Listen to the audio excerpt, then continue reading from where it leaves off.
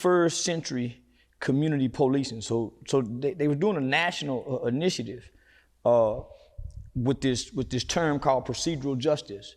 And procedural justice was supposed to make cops more empathetic, more sensitive to the struggles in the history of black people in our relationship. Well, the Fort Worth Police Department, obviously this is something officers had a pushback, and then the black community didn't want to get involved in it. So they used me to be a spearhead. So I bought into it, I believed in it. So during this time, Dacian Steptoe kills Officer Garrett Hull. They should have been arrested him because they already had a warrant for him. So they followed him around all day long. Let me speed this story up. They followed him around all day long, watched him go into a bar, had undercover officers in the bar, and when they came in to rob, they put everybody's life in jeopardy rather than stopping them and going to the bar. So they allowed them to go into the bar, freeze, everybody get down. And then the police, freeze, it's the police. So Dacian ran out. Officer Garrett Hull chased him. In the process, he fired one shot and killed Officer Garrett Hull. So you got to think, I got homie, at this time, I'm good friends with the president of the Fort Worth Police Officers Association, Rick Van Houten, Deputy Chief Ty Harris, Deputy Dean. I'm cool with Chief Joel Fitzgerald. So I'm having regular meetings with these top ranking brass. So when this happened, I couldn't believe that the police would execute him and not bring him to justice. They killed him on the spot. So they didn't put him in handcuffs. They shot him in the foot. He had literature marks where they choked him. He was a little skinny nigga like me. They broke his arm in two and they shot him in the chest because Officer Garrett Hull was their sergeant. He was the leader of the SWAT team, and they called him Rambo. He had spent 3 tours in Iraq, so he was a bad mother in law enforcement world. So for Dacian to kill him, that was a blow to the SWAT team. So yeah, they killed Dacian. So I get a call from Dacian's stepdad, who's a good friend of mine, a guy by the name of Supreme. And they tell me what happened. They wouldn't let the mother or the father see the body. So I realized if you make the police mad, you kill a cop, kind of like what's going on now, you really don't have no rights. So rather than me continuing to align myself with the police because they wrong in this situation, I aligned myself with the family. When they had Officer Garrett Hull's funeral here in Fort Worth, Texas, tens of thousands of law enforcement from all over the country came here, but they was also threatening the family. The law enforcement, police like a gang, homie. You do something to them. The biggest gang. Yeah, so they was threatening the family. They threatened all the black preachers, and they wouldn't have, most people don't know the civil rights movement didn't come to Fort Worth, Texas. It came to Dallas. Dr. King had to sneak and come to Fort Worth. He couldn't openly come. So the Fort Worth, Texas have never had a black civil rights movement. So the black people there are very subservient. They've never bucked white people in Fort Worth, other than a few street guys. So.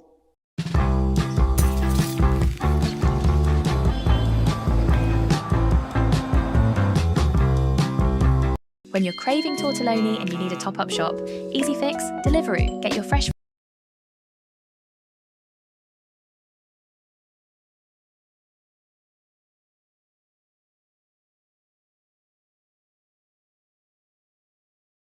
I started bucking.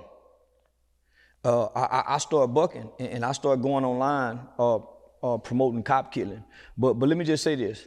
I had got into it with police during a city council meeting a week or 2 weeks before Officer Garrett Hull got killed. And I made a post online that I said, I pray in the name of Jesus that a Fort Worth police officer dies in the line of duty. And then I said, and then it was a councilwoman by the name of Gina Bivens. I also made a public prayer in the name of Jesus that Councilwoman Gina Bivens have a heart attack. Both of those happened within 2 weeks. Wow.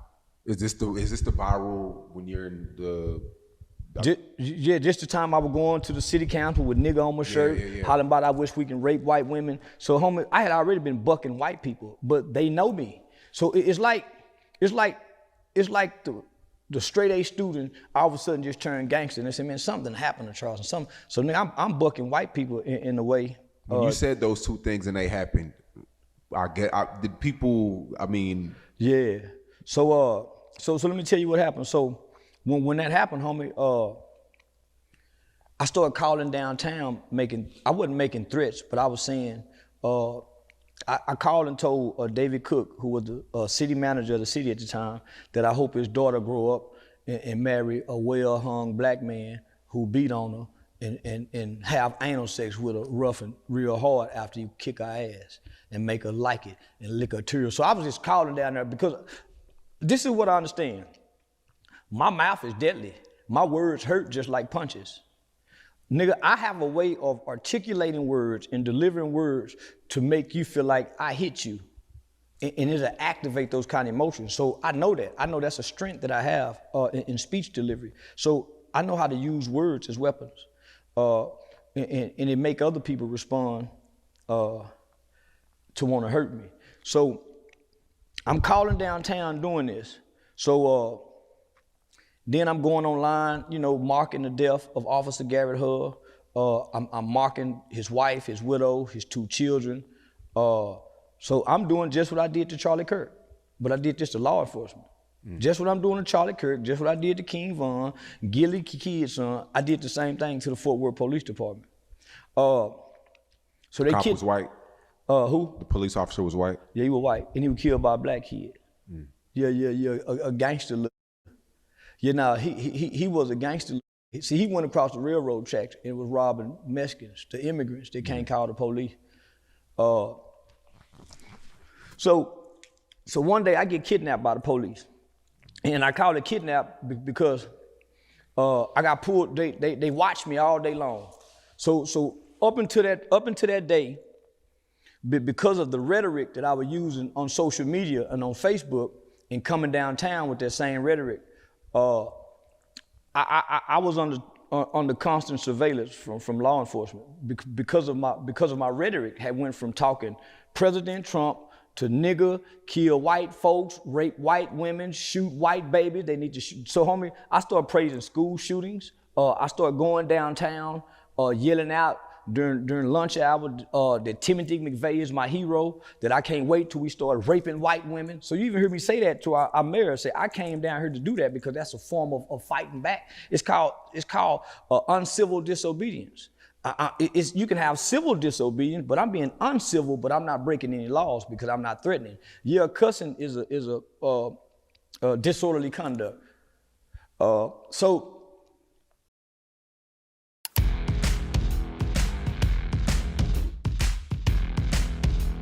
my rhetoric had changed, homie. So they put me under surveillance, sat on me all day long. I was sitting at the classy lady. Decided to leave one day, and when I look up, I got a bunch of cars following me. So I make a right going toward Ramey. I get pulled over by undercover cars, the police. Now normally I could jump out the car and be like, man, what y'all pulled me over for? And at this time I was driving a 300 Chrysler, the 300 Chrysler M before they turned it into the Bentley style. So I had that Dodge Intrepid looking motherfucker.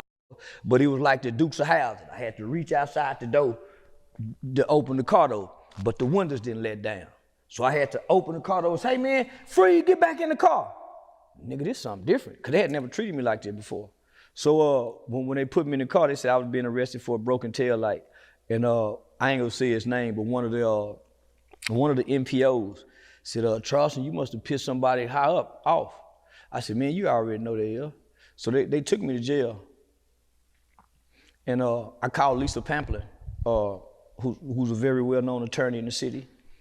Hey, Lisa, man, I just got arrested. She said, for what, Blue? Because they called me Blue. I said, a broken tail light. She said, what? Her what alarmed me. She said, what? I said, yeah, man, a broken tail light. She said, man, don't say shit. I'm on my way. So this is where at times I talk too much. Before we hung up, I said, say, Lisa, whatever you do, don't let these motherfuckers Andrew Bland me. So about 30 minutes later, the arresting officers, they all come back. But I've been in the holding tank for an hour or two. So when they come from the back, I'm saying, man, what these motherfuckers doing still here? But they got a stack of paperwork. They done went and got all my social media posts. Where nigga, we keep bragging about killing white men, kill police officers. They went and got all them social media posts. And they came to the door and said, come on, Charleston, let's go. I said, go where? The exact words, we transferred you to the mental asylum. And he had a smirk on his face. I said, man, you know I'm an arrogant nigga. Yeah, I'm a very egotistical nigga. So I walked out that motherfucker, man, y'all finna lose y'all motherfucking job. Y'all done fucked up. But before he transferred, before he said I was being transferred, he said I was being transferred under a Senate bill. And at the time, Sandra Bland had just died. So this is what most people don't know. They got a Sandra Bland Act. And it was called SB Senate Bill something, but I had never heard it before. So the Sandra Bland Act in the state of Texas, because she had a smart mouth, and they took her to jail, and she hung herself, as they say. So now the Sandra Bland Act gives the police power to take you to the hospital if he deemed necessary. So let me tell you the difference. You would much rather go to jail than the hospital. Because the hospital, you can be kept forever. You don't have no due process. So that's why our government is pushing mental health. That's why if the police come and you got a smart enough mouth, that's how they make you disappear. So they knew that, right? But none of us know about the Sandra Bland Act because it had just got passed. So black people was clapping for this act. So if they would have took Sandra Bland to a hospital, we would have never heard of her again. Because it's called a civil commitment. They started practicing and doing this with child Google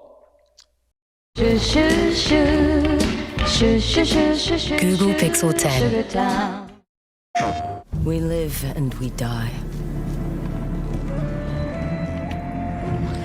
Wandering a road of steel and ash.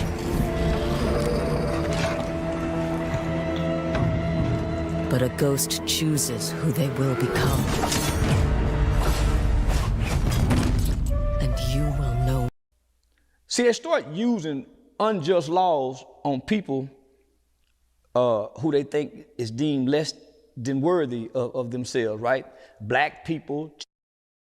So they try this out on us first. So they started using civil commitments on child molesters who they think would get out and probably do it again. So they would be sentenced to 15 years. When it's time for them to come home in 15 years, they would send them to a civil court, and the court would say, man, we think you go again. You can't never be free. So they put you into a civil commitment. They can do that to the average human, but we don't know that, the average American. So our due process rights are taken. So I go to jail. From jail, you can look me up. Okay, we see he in jail. From jail to the mental hospital, you disappear. Because under the HIPAA laws, they can't release your medical information. So your family called and said, man, we can't find him. We don't know where he is. Ma'am, we don't know what you're talking about. We looked at all the jail. Nick, if you can't never make the call, but by the time you make the call, they done shot you up with drugs. You don't see a judge. So no one is saying, hey, and you can go get on the phone and call somebody. You don't have to ask to use the phone. It's girls and men and women. So it's like you and your neighbors in there. So when Lisa say don't say nothing, I don't say nothing. So under the Sandra Bland Act, I was transferred to a mental asylum for making threats against the police. And I was ready to go to war. But where I up at home, I had been going to the gun range all that week. And I was going live showing how I've been practicing on my long range distance shooting. Yeah, but I'm just bullshitting, you know. And so when I get pulled over, I got over 300 rounds of ammunition. I got all kind of black liberation gun manuals. I got a whole bunch of shit. I'm looking like a domestic terrorist. Plus the shit I've been saying. So yeah.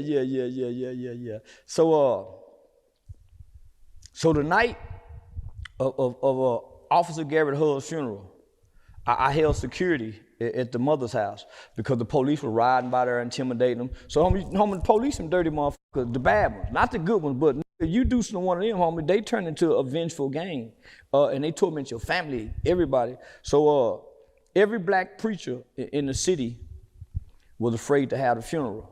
Well, I done got into it with every black preacher in the city. Dr. Bell, I done got into it with every black preacher. So let me just say this. Nothing can happen to a black person in the black community without the white people first going to their religious leaders. The black people give the okay for us to be killed. The black people have to give the head nod for Malcolm. It's a black person, someone in the planning of this, and even with Malcolm. So at one point in time, all the black preachers, because I had become so polarizing amongst white people, all the black preachers in Fort Worth said, man, they got together and they told an elder guy by the name of Eddie Griffin, man, what we gonna do about this young brother, Charleston White? Well, at the time, Eddie Griffin was my mentor. They wanted me to get away from Pops, because Pops a street nigga. So Eddie Griffin said, oh, man, don't worry about Charleston, I got him. Once I couldn't be controlled, the police came to me one time and said, Charleston, what's your relationship with Pops? Why you so homie? They wanted me to get away from that old man because of the knowledge that he would feed me. Not that my love for white people was changing. I was starting to learn how to love us because of those showed me how to love us. So I started saying. So they sent Deputy Chief Dean. They sent Sheriff Bill Wayburn.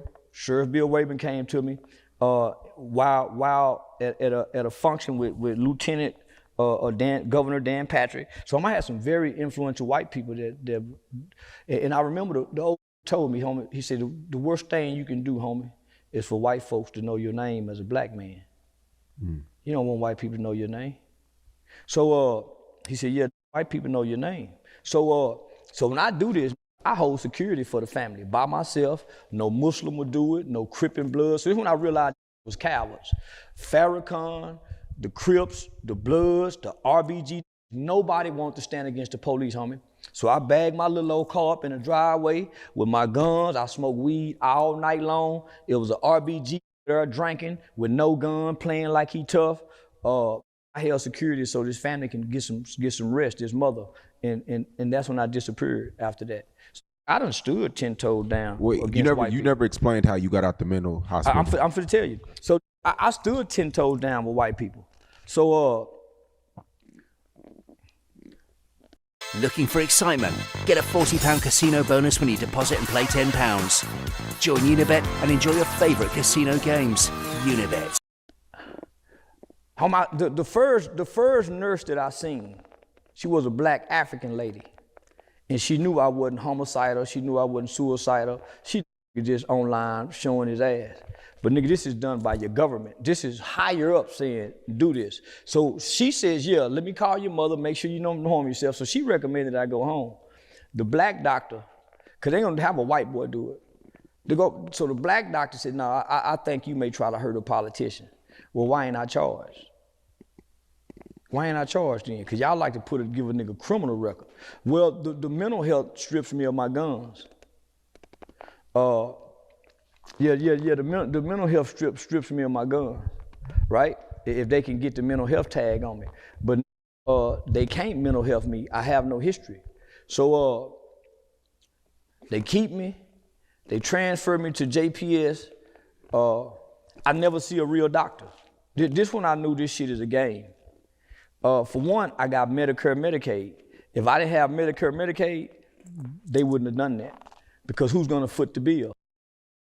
You see what I'm saying? Number two, they want to abruptly snatch me off the streets to see what kind of drugs is in a nigga system.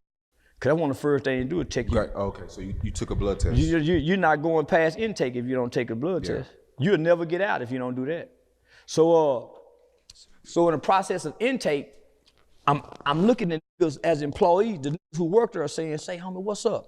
Nigga, I don't supposed to be here because everybody know me in this city.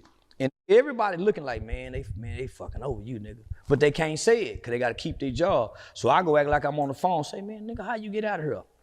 Shit, nigga, you got to take the medicine. Take what medicine? Nigga, ain't nobody told me I got to take no motherfucking medicine. Shit, the doctor. What doctor? Man, I ain't seen no doctor. White. Medication. What medication? That doctor didn't say I had to take no medication.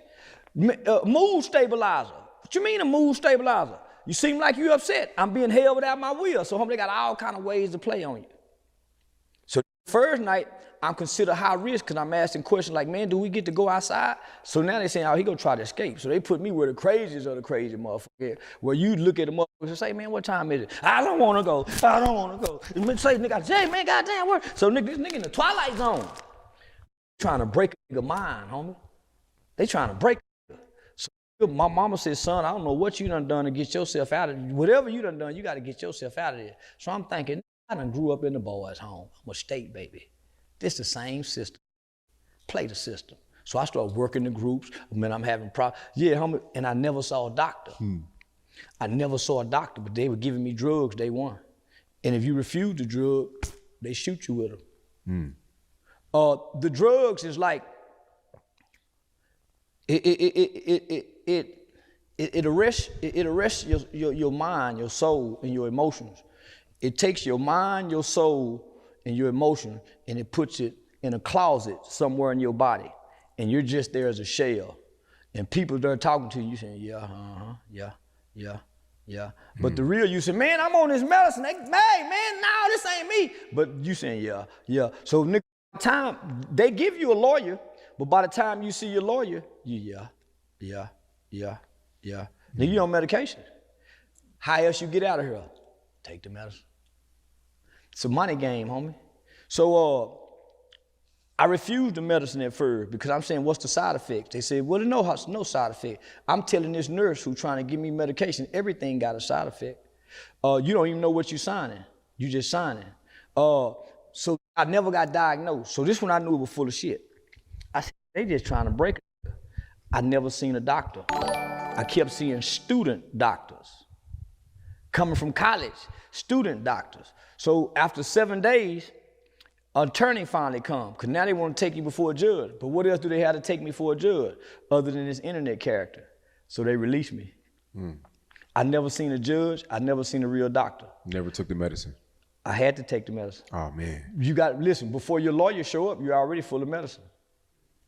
You won't go nowhere if you don't take the medicine, because they can't get their money if you don't take the medicine. And the medicine is to get you hooked to keep on taking the medicine. So what they do is they make a referral. Now, if you go with that referral, they got your ass once you get out. So by the time I see the doctor, I'm 7 days in. Yeah. Now, you know how much money they probably made after 7 days? Oh, okay, we can release him. I never seen a judge. So the medical record says that I was deemed homicidal and suicidal by ideation and preparation. Homicidal and suicidal by ideation and preparation. So every time I get pulled over by law enforcement, they say I want to be killed by a cop. They draw down on me. I never have a regular, because I'm deemed as a and I got a lot of guns. So that's on your record? That's on my medical record. Wow. So can't no regular police deal with me regularly. When my name is red. They got a call for back? Yeah. Because they say I'm homicidal. But this is where they f***ed up at. With marijuana psychosis. There's no such thing.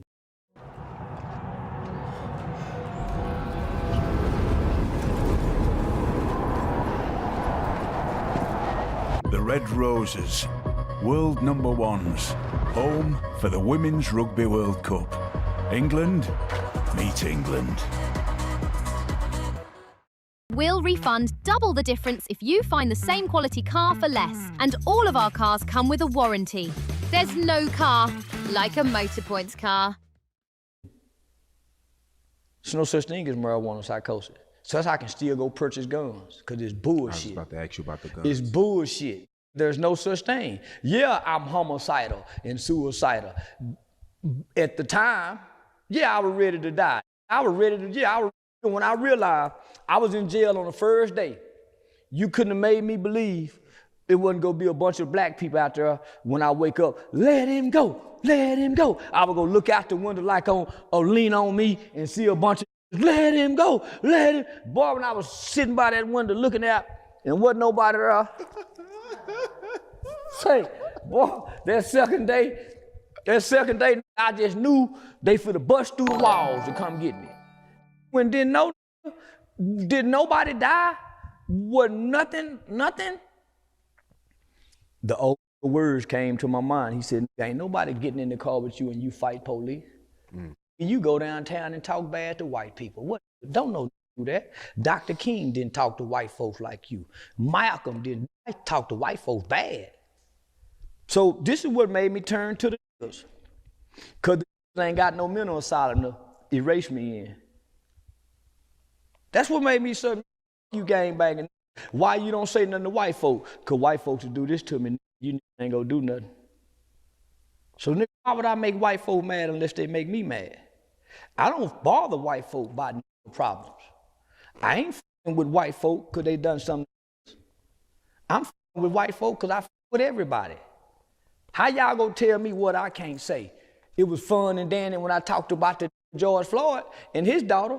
It was fun and dandy when they had the Uvalde school shooting. I made mockery of the Uvalde Mexican babies getting killed. It was funny when I made the Houston news talking about raping Asian babies. It was funny when I was talking about the Jews and Aiden Ross' sister. Now it's on y'all.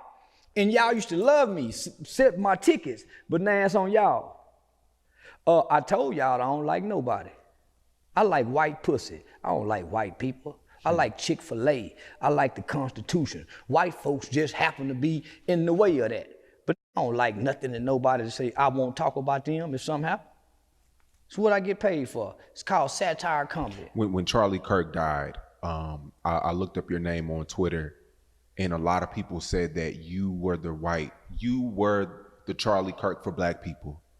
There's no such thing as a Charlie Kirk for black people. No. Let me tell you why. Because I'm a black man that stopped looking at white people's problems and started looking at my people's problems. Charlie Kirk didn't look at his people's problem. He stayed looking at black people's problem as if we're the problem. We're not the problem. We don't have an impact on foreign and free trade that allow all these immigrants into the white man's country. We didn't bring them over here. We didn't bring the drugs. We didn't bring the dope. So the CIA have never, the CIA and FBI have never targeted no group of people like they have targeted black people. And even J. Edgar Hoover said there would never be a black messiah unless we make them. So they go kill all our black messiahs. So my problem with people saying Kirk is like me, he ain't stood up to the white supremacists. He ain't stood up to the skinheads.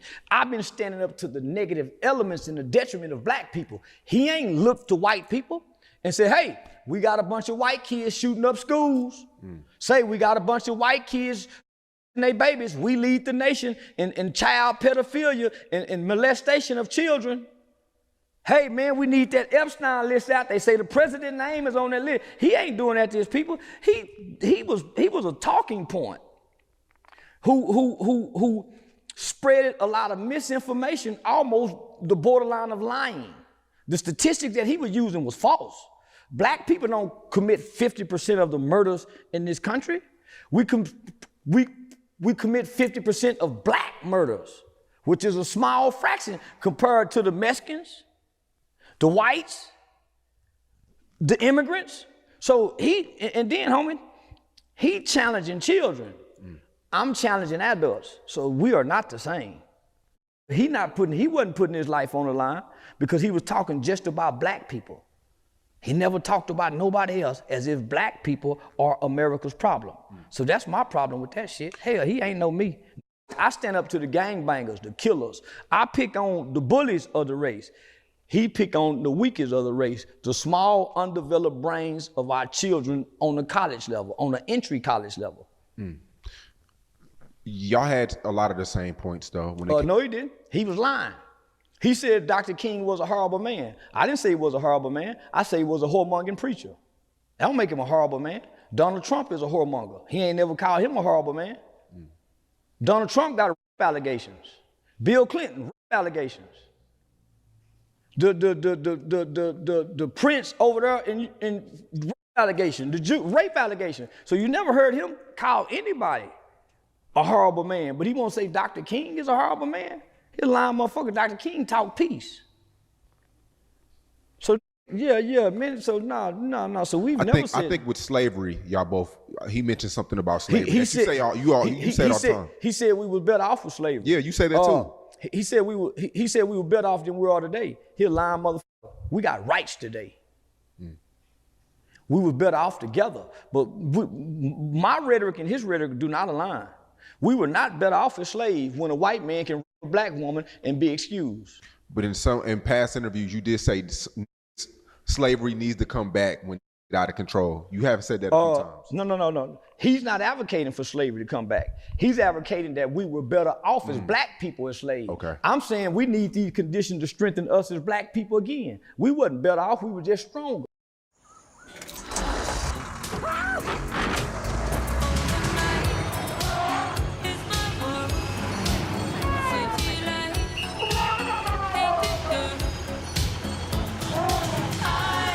Entertainment like you've never imagined. This is TV the Virgin Media way. Explosive, fresh. Domino's Ultimate Gunpowder Chicken, part of the Ultimate Indian Feast.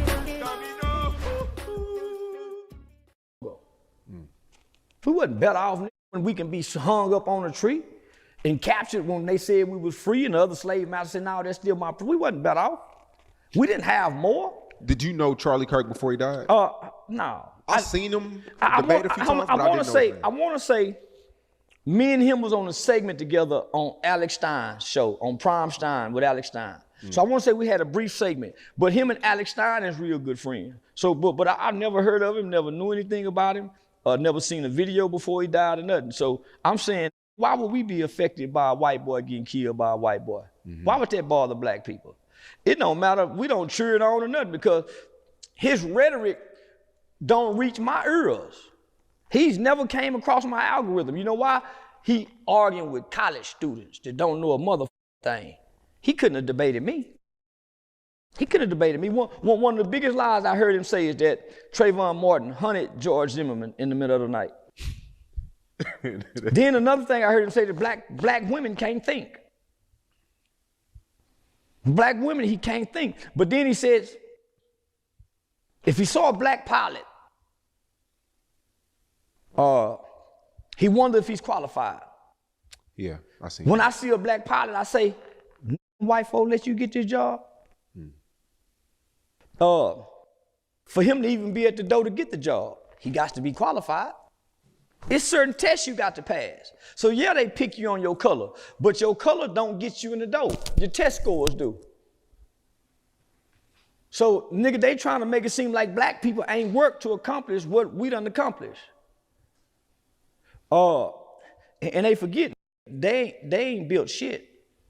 So when I heard Charlie Kirk talking, all I heard him talk about is negative rhetoric, negative points, negative statistics about black people. What about the statistic that today's black fathers are more involved in their children's life than any other ethnicity? So why he's saying, well, single mothers now, you must forgot Southern strategy. Let's tell the whole story. We've been duped and tricked. We have never had a fair shot. You talking about redlining.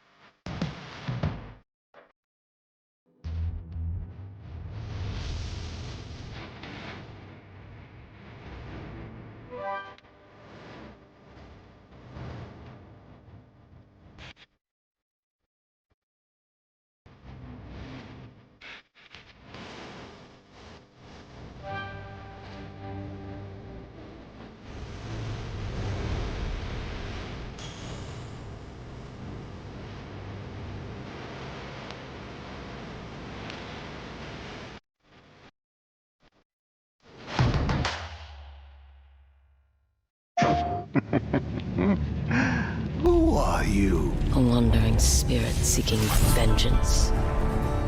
The snake. The Oni. The kitsune.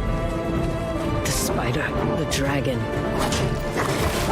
Lord Saito. have to go home.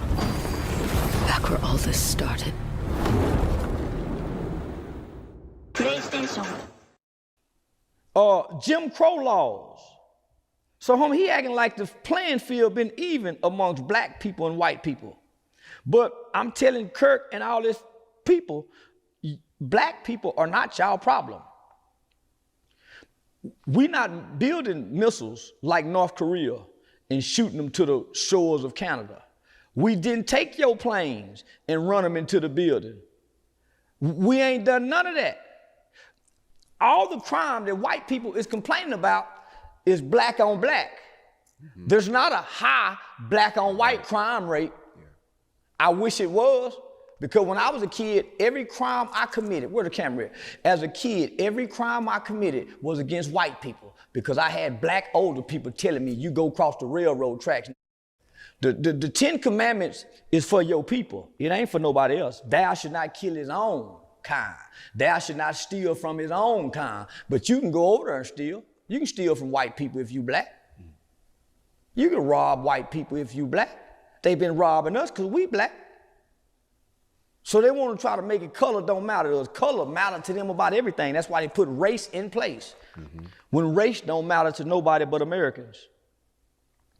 They play race with us. It's white nationality that they embrace.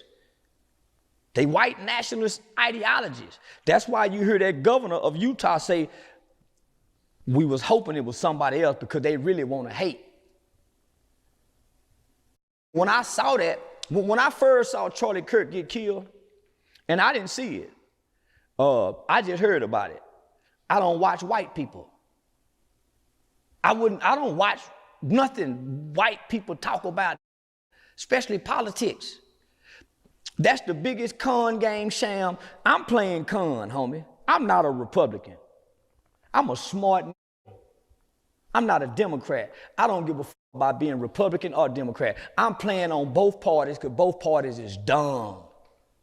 All you got to know is some basic information about history and the Constitution, and you can play both sides. Because both sides are one and the same, a group of hateful old white people that are living in white fear because they know they done everybody wrong. And their greatest nightmare is one day somebody sits over them.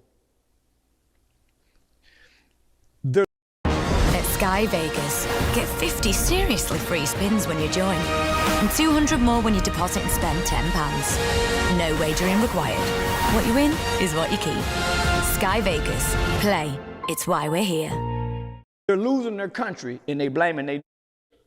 We ain't sent 9 grams of fentanyl across the borders that's destroying they white kids that's overdosing on fentanyl and opioids. That's true. We ain't sent now motherfucking me coronavirus disease over here to cause a wipe out of sickness. Homie, but they blaming they as if the crime bother them. Our crime do not affect white people. You know why? Because they got the prison on the stock exchange. So it ain't costing nobody no money to lock up. They making money off locking up. There go your free labor. So they complain about crime. They need this crime to keep black slaves.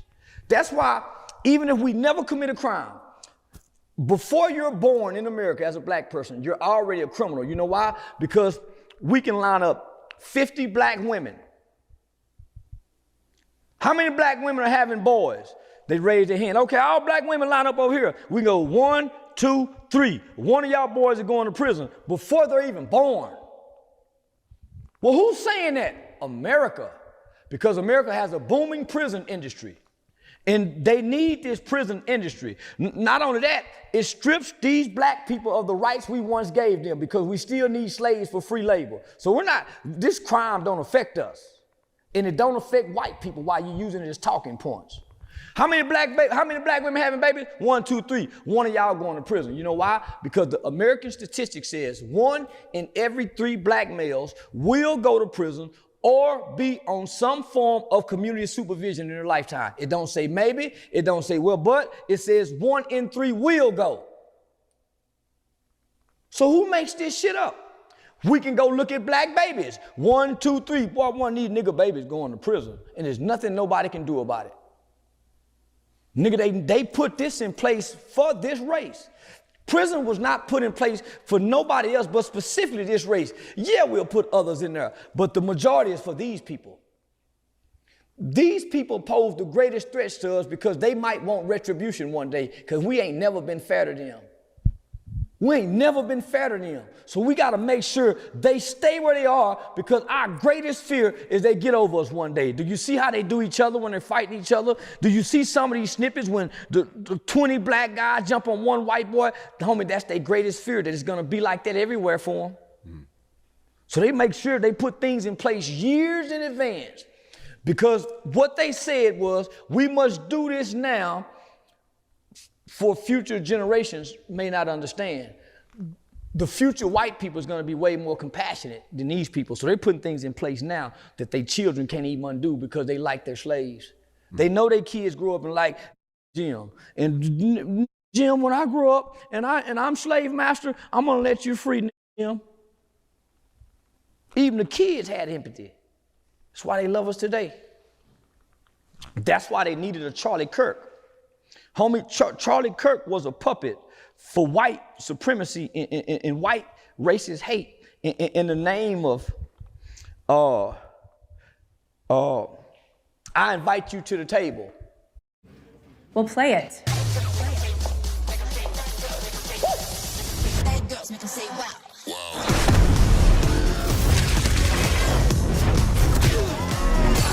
I'm in love with her. When you're craving tortelloni and you need a top-up shop, Easy Fix, Deliveroo. Get your fresh fruit and veg, bakery bits, chilled meat and dairy. And you've got the freshness promise too. Freshness or your money back. Tonight's dinner sorted. Plus a few bits for tomorrow. That's fresh groceries to your door with Deliveroo. But I get to edit the talking points. I invite you to the table, but I'm targeting the younger minds. It's no difference than the LGBT that puts things in Disney channels. Because whenever they want to build prisons, what they do is they target third grade literacy tests. Who can read in the third grade? Okay, we're going to build 2,000 more prisons based on these reading statistics. Because these motherfuckers going to prison. Homie, so they're targeting our children. So what did Kirk do? Because you had Glenn Beck, you had Rush Limbaugh, you had Bill O'Reilly. They could not connect with the young people the way Obama did with white young people. Mitt Romney couldn't do it. Donald Trump really couldn't do it. So they needed a figure, a young figurehead. They tried to get Aiden Ross. Aiden Ross' group is too young. That's why he got to interview the president. They needed somebody who didn't embrace the way Aiden and them did. They needed somebody that could whitewash, that could be a great white hope, that seemed like a perfect symbol. They found Charlie. Charlie he just don't love the culture. He's not indoctrinated into the culture. He has a lot of black friends. He has a lot of compassion. He's not a racist. He's a good speaker like Dr. King. He's their Dr. King. Dr. King, what they wanted him, they made him that. He was just a charismatic leader that can speak, just like Charlie. Dr. King and Charlie are political puppets and tools. They both was assassinated because they changed their talking points. Dr. King was never about integration. That's what white folks wanted, to cripple blacks' economy. Integration strips black people of everything. The fight was always about equal rights and equal protection, something we still don't have, equal rights and equal protection. They can make mockery of George Floyd. We can't make mockery of nobody. We lose our jobs. They can do the Eric Garner challenge, I can't breathe. They go viral as a police department and never lose a job. They say, hey, let's do the Trayvon Martin Skittle challenge. They lay down with the Skittles. So they can do all of this, homie, challenges. And there's no repercussions and backlash. But it is for us, for anybody that speaks against their Savior. So they've made him a God. They've made him almost like Jesus. They say he got a steel neck, that the bullet, his neck wasn't steel enough to stop the bullet. He wasn't that good where God didn't allow him to die. He was just a mortal man with flaws and sins, just like every other man. He wasn't no different, just like Dr. King. When he died, people celebrated. Good. They celebrated when George Floyd died. Yeah. White people celebrated when George Floyd. I didn't celebrate because he don't mean nothing to me. My focus is on You know, just why you hear people say, man, he don't never talk about white people. Why? White people ain't bothering us. I had to tell it today on a live, homie, there's been 2 black boys found hanging. Why me and you on here talking with nappy hair about this white man and he was killed by a white man? Why? So Charlie Kirk was given a few $1 million from an old white man to go out into America and win the hearts of young Americans for this Trump election. That's why you're hearing him saying his voice will echo for future generations. They needed a great white hope. Too many of their great white hopes was dancing the tune in the sounds of their niggas. They last great white hopes, other than the old ones like Rush Limbaugh, Bill O'Reilly, so they couldn't use them, homie. That's why you don't see them on Fox News. They went and got Charlie Kirk. They went and got Aiden Ross. They got Alex Stein. And they use these non-racist, non-hateful hearted Caucasian guys in the name of standing in Christianity. But they even hung us in the name of Christianity. You said if he would have went to a HBCU, it wouldn't happen. He'll still be alive. Explain they just would have that. recorded him. You see, I went to a HBCU. They just wanted to record me and ask me a bunch of questions. You still stormed off, but because, homie, my time is valuable. I just left a high school that has a resource center with canned goods, clothes. So I'm talking about, let's partner over here. Man, let me bring Aiden Ross and here to school. Man, let's build this resource club, man. So who do I give money to? So this is what I'm on. I'm coming over here knowing the HBCU struggling. Man, who can we help? Who can we help? They want to debate snitching. I stayed an extra day with a pocket full of money to bless. Man, I could have been gone. And I was on the mushroom with that jitter dick, still on the. So I've been fucking all night. We've been out all night partying, nigga, been all night. The mushroom still on the ass. I want to go back and fuck, and I ain't got no drawers on. So they had to give me a belt at the high school. So they had to give me a belt at the high school. So I'm thinking, okay, we finna go back to the room. Man, let's just run over here right quick. I'm like, let me go throw my jewelry on. You know a nigga want to get fresh. So, so I was ambushed. So when I'm sitting there, homie, I'm saying, man, motherfucker, pay me for this. Homie, they don't even respect the time.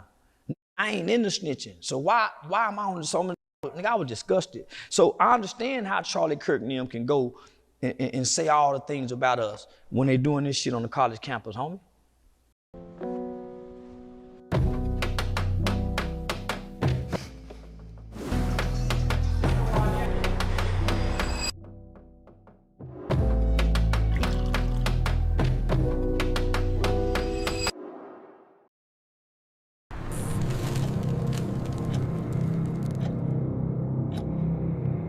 Just when you thought you were free to switch off, employment law changes, health and safety compliance, and HR paperwork creeps up on you and ties you down in red tape. Break free with Bright HR.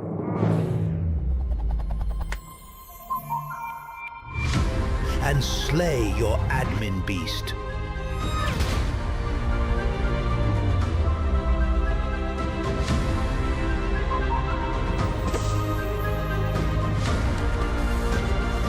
Spend more time on what matters most to you.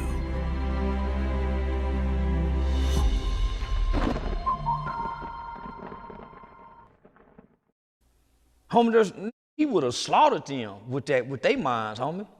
So I got over here with these are doctors such and such. What we doing? So homie, I was disgusted, and I went to calling the kids. Man, y'all get y'all mother. I thought, man, y'all ain't no motherfucking kids no way. That's why y'all mama, man, poor ass mother. So now I'm mad at them. So now I'm saying to high school, homie, why? I done been through this shit, homie. Charlie Kirk had a motherfucker give him $4-5 million. I didn't have nobody give me nothing. I did it for 10 years. I would say, mama. My mama would give me some money. The old I done had a few politicians, white politicians, but it wasn't until I started threatening these street niggas to call the police on them that I really started getting community help. I'm gonna start, so street saying, man, that nigga really do be doing it. And I ain't taking the money.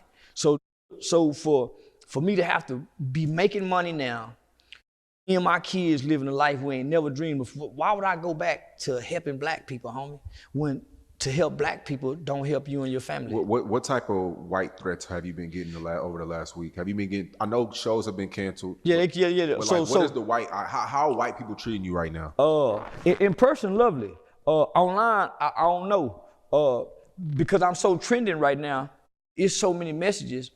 I just see what's in the comment section. You're gonna get Charlie Kirk.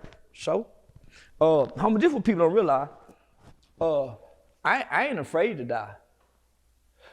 Because I ask people, who tricked us into believing that death is a bad thing and everything has to die? Every flower, every roach, everything has to die. So if the good people have to die, the bad. So who say death is a bad thing and why should you be afraid of it? And we all have to walk that journey. So I don't let nobody trick me to make me think death is being a bad thing. I don't want to die and have to live. I want to live. So I wake up every day to live. I don't worry about dying from death. I can't stop it. And when I'm dead, I don't know I'm dead. So who gives a oh, we go laugh when you die. So I ain't gonna know. And then my kids just go cry till the insurance policy kick in. They realize daddy done left them a minute ago. Then motherfuckers ain't gonna last long. Now them hoes might be mad, but nigga, I'm gonna have them in position where they ain't gonna cry. So now, everybody go be in position. So now, I didn't celebrate it one way or another because I wasn't in tune with him. So when I heard it, Aiden Ross had called me and said, hey, Charleston, what you think about it? I said, man, that's fucked up. They'll kill the dude. Because he said, yeah, the same people that's laughing and celebrating him will laugh and celebrate me and your death. So, nigga, shit don't bother me. Nigga, I celebrate people's death. Who told you celebrating somebody's death is wrong when y'all celebrate the dead for Halloween? Even your Christian Bible tells you let the dead bury the dead. Don't celebrate the dead. Don't honor the dead. Love thy neighbor. Honor thy mother and mother. So how can y'all do all this shit for the dead and worship the dead? Make idols. We're going to do that. These are Christian people doing this. And the Bible totally speaks of that, speaks against that. So these aren't real Christians. That's why they want to embrace hate in their heart. So initially, just like with Gilly the Kid, I showed empathy for Charlie Kirk. But boy, just as soon as I saw the next day that white people and media outlets were saying, we can't say nothing bad about Charlie Kirk, they said, you can't nobody. So people are losing jobs. So I done lost. So they added 8 more shows. So I will book every week from here to December 31st. I done lost at least 10 shows. I don't give a damn.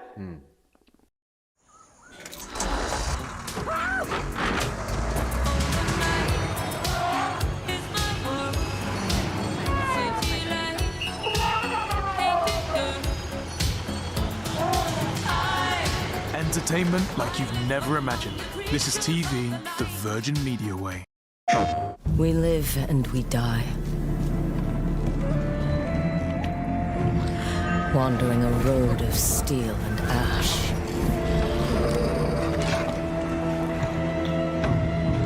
But a ghost chooses who they will become. And you will know my name.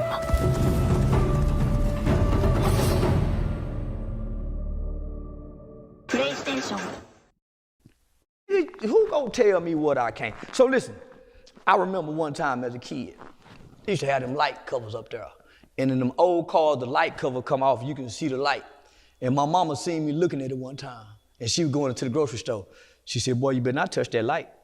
Soon as she got out the car, because she said it, I touched it. Finger burnt like a mother. She spanked me. She said, I told you, I seen you thinking about it. Fast forward till I got a little older. Her and her friend was going out one time. And her friend said, hey, I'm leaving my car keys in here. Y'all better not drive my car away. But she was joking. I wouldn't even think about stealing her car till she said it. You can't tell me what I can't do. If you say, man, you can't do that, I'm going to prove to you I can. So the fact that white white club owners, white club managers. When I go on stage and say black people need to be taken back to slavery, I can't wait till white folk put us in slavery. I made fun of George Floyd, Gilly the Kid's son, boo. Nigga, white folk love it like a mother. So I'm saying, well, maybe let's see if they can take it. They can't take it. They've always ditch hate out and cry if it come back. They always play victim when it come back. So nigga, just the fact that they said I can't do it, my agency mad at me. Even my mama said, son, I said, mama, let me read what I told my mama. I said, mama, the fact that they saying I can't say it, that's what's making me do it.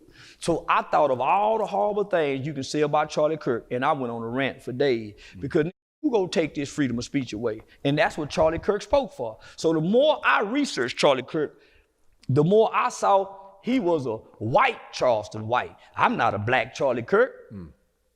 He's a white Charleston white because he talking crazy to about nigga shit. But he's also promoting free speech. He's also saying there's no such thing as hate speech. So the shit that I'm saying, Charlie would clap for. Even though it's wrong, he has a right to it. So I'm saying white folks are pure hypocrites. Look at them. This is what Charlie stood for. The very exact thing that I'm doing, telling the masses of people, F you, we need shootings. This was good for Charlie because we get to keep our rights. Even Charlie said that. Charlie said we need these shootings to keep our rights. So what the f are they crying for? And I'm saying what I say all the time. Homie, we need police shootings, my nigga. Police shooting bring niggas together. We need, don't I say that? Yeah. So me and Charlie are one and the same. So why would white people come up against me? Because I'm black.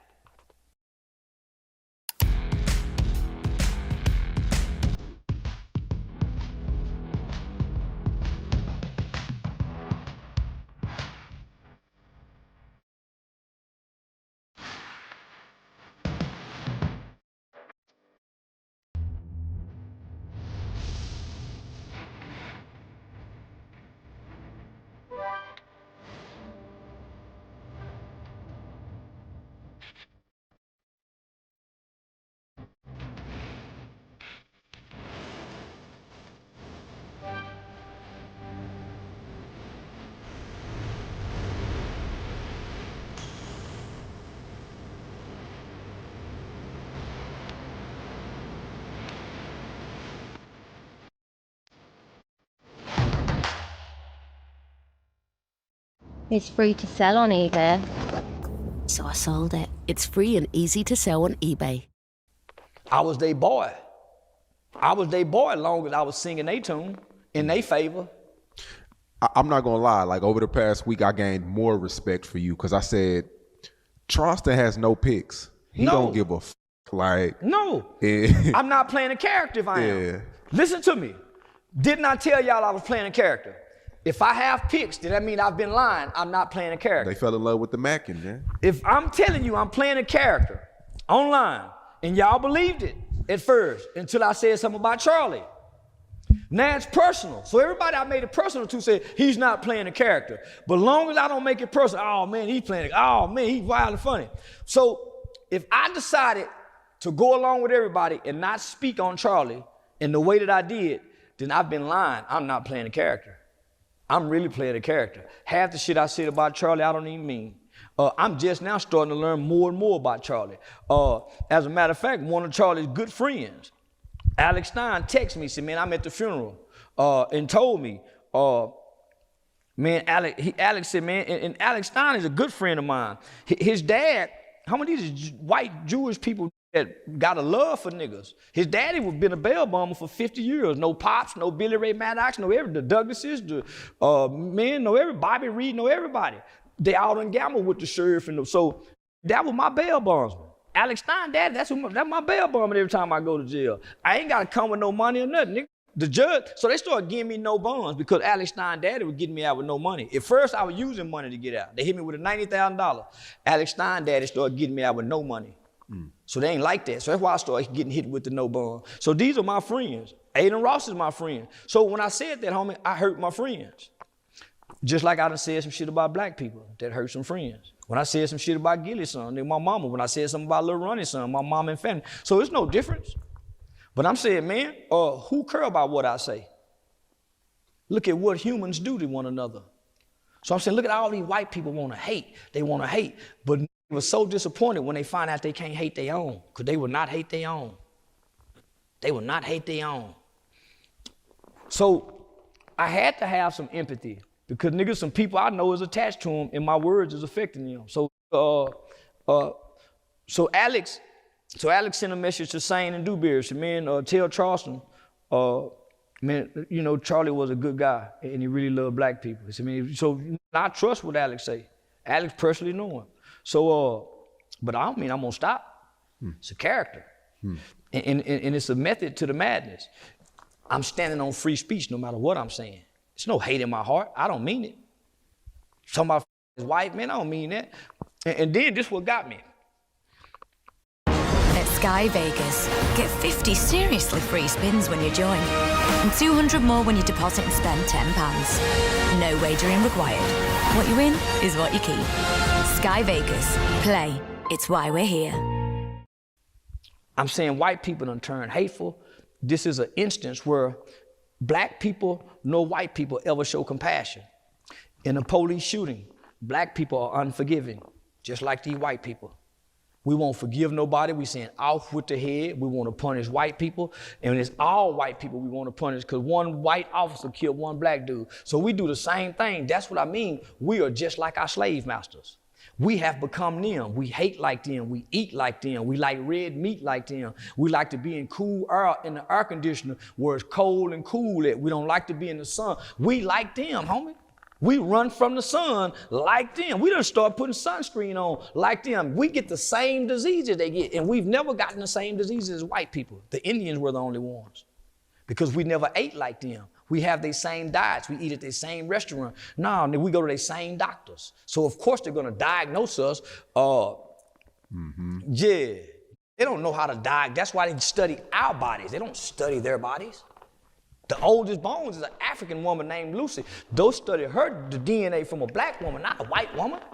Nigga, they take our organs to put in their old white bodies. They don't put white young organs now. So we've become them by nature. So we hate like them. So I'm saying white people done turned back to being hateful until Charlie Kirk's wife spoke yesterday at the funeral.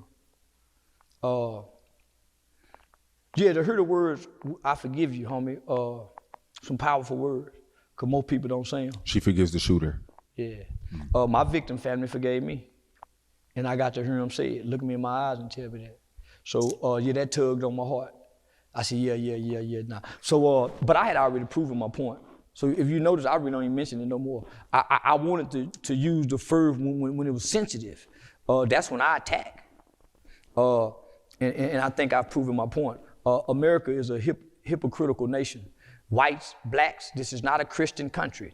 When you have the leader of the free world, of the presidents, just says that I'm not like Charlie, but they're honoring Charlie. President Trump me up, homie.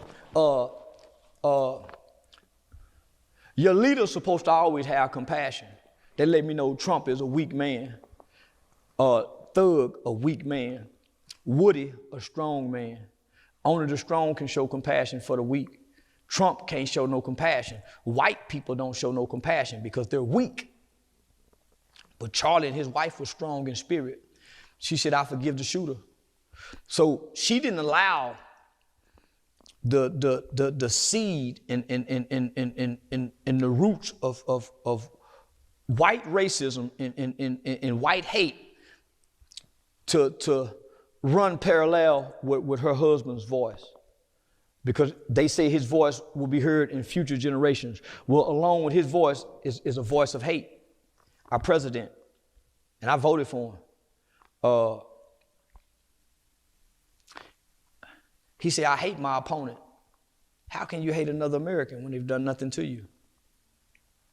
It's just a difference of ideologies and political opinions. So for him to stand over a man who professed Christianity, professed his faith in Christ, welcome all ethnicities and people to the table to have a discussion. And what I found so remarkable about him, he never got upset or offended by anything.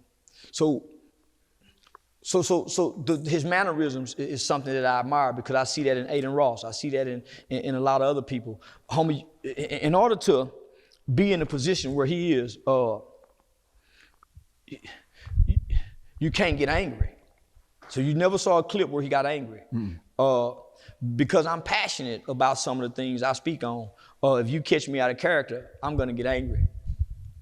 I was angry at that school. Man, HBC, maybe, I felt attacked, I felt ambushed, I was angry. But on camera, homie, I ain't bringing my emotions. So that's what I admired about it. But to have a president, homie, the world is watching, and they're saying this guy is a believer in Christ, and they're talking Christianity, only for the president, who maybe is an atheist, to reject everything that man stood for. A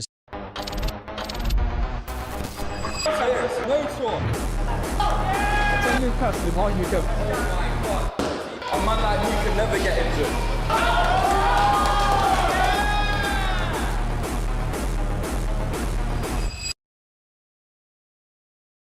Is your laptop ancient? Don't get stuck in the past like Olaf. You'll find everything you need for uni at Currys, like this Lenovo Flex 5 Chromebook Plus. Supercharge exam prep with 12 months of Google AI Pro. Turn your notes into podcasts or get Gemini to quiz you on your revision. Step into the future at Currys. I said, no, I'm not like Charlie. And then said this in front of his wife after she says, I forgive him. That was a spit in the face of his legacy. You don't profess hate over love and forgiveness. So he almost drowned out her forgiveness because there was somewhat of a cheer in the center of the arena. You didn't hear no other cheer around, but there was a section of cheer in a small section of that arena that you hear some people applaud to hate. And there's nothing that, and this is what I used to tell myself when I used to say, man, I hate you, Dad. I used to go in the shower and say, man, God, please don't let my heart be hard toward my own people. Because I know there's nothing that nothing good can do with a heart full of hate. Saying good, man, love and hate and good can't coexist in a heart with hate in it. So for our president to confess that, what comes out of a man's mouth is in his heart. And he pressed it. He was proudly saying it. So pride comes before destruction. So what I believe what we're seeing now is the destruction of white America, not America. I don't think Charlie deserved to die, though. I don't think nobody deserved to die. Yeah. I don't think nobody deserved to die. But some people who done kill people. Mm-hmm. Yeah, I believe in the death penalty. But Charlie ain't hurt nobody. Charlie ain't hurt nobody where he deserved a bullet. People who hurt people, that shoot people, they deserve bullets. People who fight people, they deserve knuckles. You reap what you sow. You live by the sword, but Charlie didn't live by bullets. But you also have to think, I don't believe, I don't want to get into the conspiracy shit. But when you look at what done happened since his death, with different things that have been signed into law and things like that, you almost think that he was sacrificed. Yeah, he was sacrificed. Yeah, he was sacrificed. You feel like that kid, for the greater good of America. You feel like that kid was in it on his own, or it was a team? That was a team. Just like we saw him climbing down, somebody else saw him too. Who looking at the camera that saw him walk up there and climb down after the shot? How did that 71-year-old man know that was gonna happen to jump up to say, hey, God damn it, I'm the one that did it? Only for them to find child porn in his phone. He know he got child porn in his phone, and he finna jump up at a shooting like this. Homie, if we can see it, it's not real. If they let us see it on television, it's a smoke screen. From the 9/11 planes flying in, homie, they didn't let us see when it hit the Pentagon. They let us see it running to they let us see George Floyd. They don't let you see the other ones. So no other police shooting, they give you details on like they gave you George Floyd. So homie, see, that's what made Charlie Kirk dangerous, because he wasn't talking his belief system. He had talking points for for a movement. You and him had the same take on George Floyd as well. Yeah, he didn't really. He didn't really have a lot of good things to say about George Floyd, like yourself. Yeah, I ain't got nothing bad to say about him, other than he had misinformed talking points. He had screwed statistics that was shaped for rhetoric. But what make him dangerous, homie, is what they're doing to black people is no different than what Hitler did to the Jews in Germany. The media, laws, rhetoric, and propaganda. So between Hollywood entertainment, painting us as thugs, criminals, killers, rapists, abusive men. So that's one entity projecting us in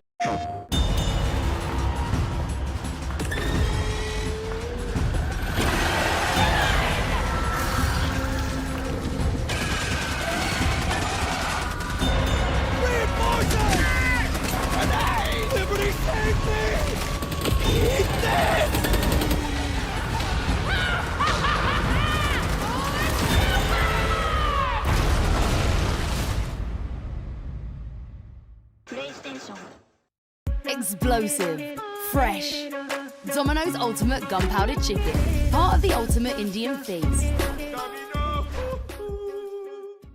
In a demeaning light. Then you got the news media. Every night you showing crime. Nigga, they got different terms for us. You haven't heard this little white kid be called a monster, be called a savage, the things that they say about us. Nigga, they soft with him. They're making excuses for him. He was a good kid till he got with the transsexual, started fucking the Democratic boy. So they blaming liberalism. Not a kid with an undeveloped brain who did not make a lifelong decision, because the human brain does not develop. And all the science, research and medical data proves that the human brain does not develop to at or around the age of 25 based on a prefrontal cortex of the brain for you to make a logical, rational decision and say, this is what I want to do. So that's not what he really wanted to do as a kid. So when you ask a kid, man, why you do that? And they say, I don't know. They really don't. It's impulse. It's impulse. So that's why that kid will not be sentenced to death, because our Supreme Court have already ruled you can't kill this baby. He don't have a developed brain. How old was he? He's 20, 21, 22. Nah, he's gonna get the death penalty. No, you don't think so? It's an undeveloped brain. It's not a lifelong choice and decision. The Supreme Court have already ruled you can't give these motherfuckers life without parole at this age. You can't give them life without parole. All the mitigating factors come into play with the death penalty. So let me say this, Dylan Roof killed 10 people. Why he didn't get the death penalty? He killed 10 people. Why he didn't get the death penalty? Homie, this is rhetoric and propaganda. What was your thoughts on Jimmy Kimmel being canceled? Nigga, I had been canceled, so fuck Jimmy. Give a fuck about Jimmy being canceled? Was it wrong? Yeah, it was wrong. But nigga, don't cry about it. It's worth losing. Nigga, when you got rights and you standing for your rights, whatever they take, nigga, is worth losing. Nigga, your rights is worth dying for. If not, you ain't got them. So, nigga, I'm with don't tread on me. Yeah, I'm with don't tread on me, so I'm gonna say anything I wanna say online, because I got a freedom of speech and I'm not hurting nobody. I'm not hurting nobody, homie, with my words. Maybe your feelings, but who have you hurt with your words that you live with in the household that you hadn't apologized for to be so affected by my words? So now, nigga, white people in America is full of shit, and this is Babylon. Would you talk publicly in front of 4,000 people if you were paid to do that? Yeah, I have before. Would you do it now? I mean, at the peak of the Charleston white. Yeah. I don't believe nobody will harm me. Really? Yeah, really. Don't you see how I live? I walk around this motherfucker carefree. Yeah? Yeah, nigga, I don't believe, because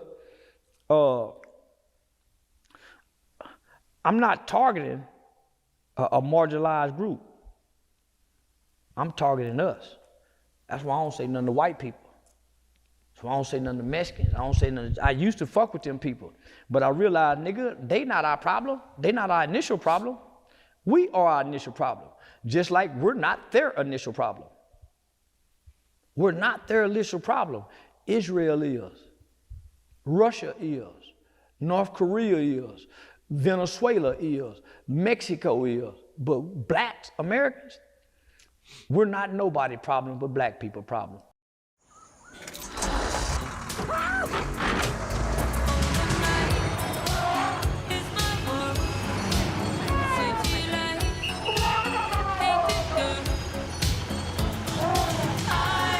Entertainment like you've never imagined. This is TV the Virgin Media way.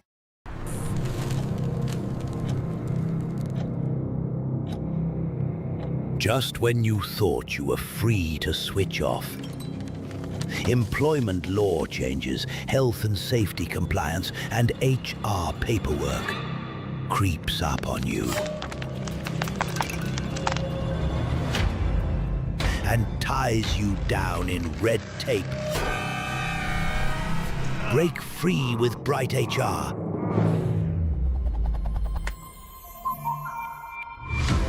And slay your admin beast.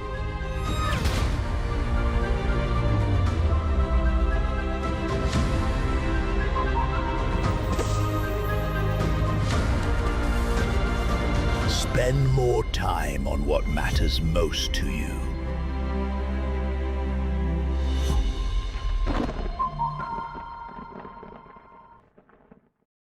And we ain't gonna accept that as we the problem. We're not the problem.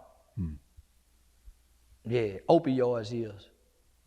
That's affecting white people. So yeah, nah, nigga. So same thing with lean. You know, when Justin Bieber, he's the reason why activists is no longer. When they didn't give a fuck until when TMZ posted all of that, homie, there was no empathy for drug users until the opioid crisis. See, white boy had empathy under the law. He get caught with cocaine, he cool. The nigga get caught with crack, there's no empathy. The law put it in place that we're gonna do them like that and us like this. So that was put in law. So they looked and said, okay, this is what black people is getting caught with. Nigga, once they realized, nigga, Justin Bieber was they Aiden Ross, was they first Charlie Kirk. And the nigga snatched him and pulled him over here. So he wasn't, and they got him when he was a cute little lily white boy in his almost adolescence. So he was with the nigga culture from his adolescence to almost his mid-20s. We fucked the boy up. Partying with Diddy, with Usher them. So nigga, now he hanging with these rapping niggas. He taking trips through LA, car breaking down in Compton. They making him do push-ups and sing in Compton. Men and white people had to do something. Well, they say, man, he done got hooked on this new phenomenon. Same primo sound quality, just way cheaper. Find great deals on refurbished tech on eBay. 20 years waiting for a diagnosis. Vomiting and fainting. Put on anxiety medication. I was diagnosed with multiple sclerosis, so there was something seriously wrong with me. That these black people have introduced. Not only did it get him, it got Aiden too. When I first met Aiden, man, who gets you on that shit? Them niggas didn't it? Man, this is why Dr. King didn't want niggas in their schools. Because they're gonna pick up the negative elements of our culture. And we go mistreat them in the process. Because we don't like nobody just like them. So, homie, when they went in this house, and everybody saw this on TMZ, nigga, he had soap. And back then, that's when the paint bottles was 150. You can get a paint for 150. Nigga, he had paint bottles everywhere. And TMZ blasted that. It was a drought on activists that summer. Yep. That summer. It's been money put into the opioid crisis. Because white people have always been able to maintain a opioid addiction. Their mothers, their fathers, nigga, Adderall, nigga, they dope fiend humans. They can maintain, get up and go to work. But when you start doing drugs with this culture don't get high and go to work. They get high and party and say, fuck work, I quit. White folk get high and still get up and go to work, get back responsible on Monday. This culture has no responsibility as dope fiends. White boy get high and go work on cars all goddamn day long. Nigga get high and go fuck. Or fight. So, nigga, that was the first sign of white people needing to separate their children from the hip hop culture with Justin Bieber. Now look at it. Boy, fucked up. We don't know what's wrong with it. He won't say what's wrong with it. We don't know if they done fucked him. He won't say nothing. He just taking it in silence. I feel bad. And yeah, I feel bad for the boy. But whatever it is, he won't run back to these niggas. He don't have nothing to do with niggas. So you can't blame white folk. But nigga, we not the problem. We not the problem. Nigga, we still trying to survive as a race of people. Do you believe the popular phrase, black people can't be racist? Is that true? Yeah, black people can't be racist. We've never had power. At Sky Vegas, get 50 seriously free spins when you join. And 200 more when you deposit and spend £10. No wagering required. What you win is what you keep. Sky Vegas. Play. It's why we're here. If we were racist, we would do what I tried to do as a kid, commit all my crimes against white people. I thought I was racist. Homie, my whole objective every day as growing up as a kid until we caught our murder case, because I'm listening to the older blacks like the white people listen to the older white. Nigga, if you see a white boy, it's like a lion and gazelle. Get him. If you friends with a white boy, fuck over him. Steal from him, take advantage of him, fuck his sister, bully him. No, nigga, he got to show you he ain't a hoe. So, nigga, the whole objective was, when they look at us, you play on the nigga. Everybody play on us. We don't play on them. Nobody's taught us how to play on white people. They've been taught how to play on us. Nigga, we've never studied white people. They've studied us. They know us. They know what triggers us. They know what excites us. That's why we're their consumers. They're large. We don't study them. I've been studying Charlie Kirk. I've been studying niggas. Anything that I talk about, I study. Because I want to be efficient in what I'm saying, whether it's good or bad. So I study you, nigga. You catch my attention, I'm gonna research you. Stay up all night looking up shit on your motherfucking ass. Black people can't be racist, my nigga. We're super prejudiced, ethnocentric, but we're not racist. Racism has to do with a power structure. We don't make laws. We can't disenfranchise anybody. So no, we can't be racist. We can either be criminal or prejudiced, one of the two. And none of us are waking up being racist criminals because they got a hate crime for it. So there you go. I know you're gonna hate this next question, but we did an interview about 2 weeks ago, and one of the top comments were, "Where's Charleston's wife?" And it was a whole conversation about your business. Yeah, I be seeing it in the comment section. Yeah, that's like the number one thing. Your girlfriend was in the back, and it was a whole conversation about where's Charleston's wife? Where's the big pretty house? Where's the big morning breakfast? Your cult following, they want to know. I've been on tour for a year, so how I'm gonna get the morning breakfast? Yeah, I've been on tour for a whole year. My question is, why they worried about who I'm fucking? Yeah. Why they worried about who I'm fucking? I mean, and what's so intriguing about it? Nigga just know Uncle is a Mac and a player. Yeah, and I get to do what your dad and them couldn't do, nigga. Nigga, when you reach this kind of level of status, everyone can be super. And when everyone's super, no one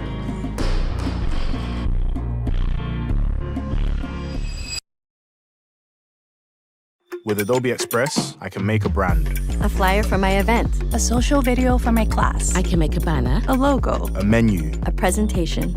Adobe Express helps you easily make the content you need, so you can turn your ideas into reality.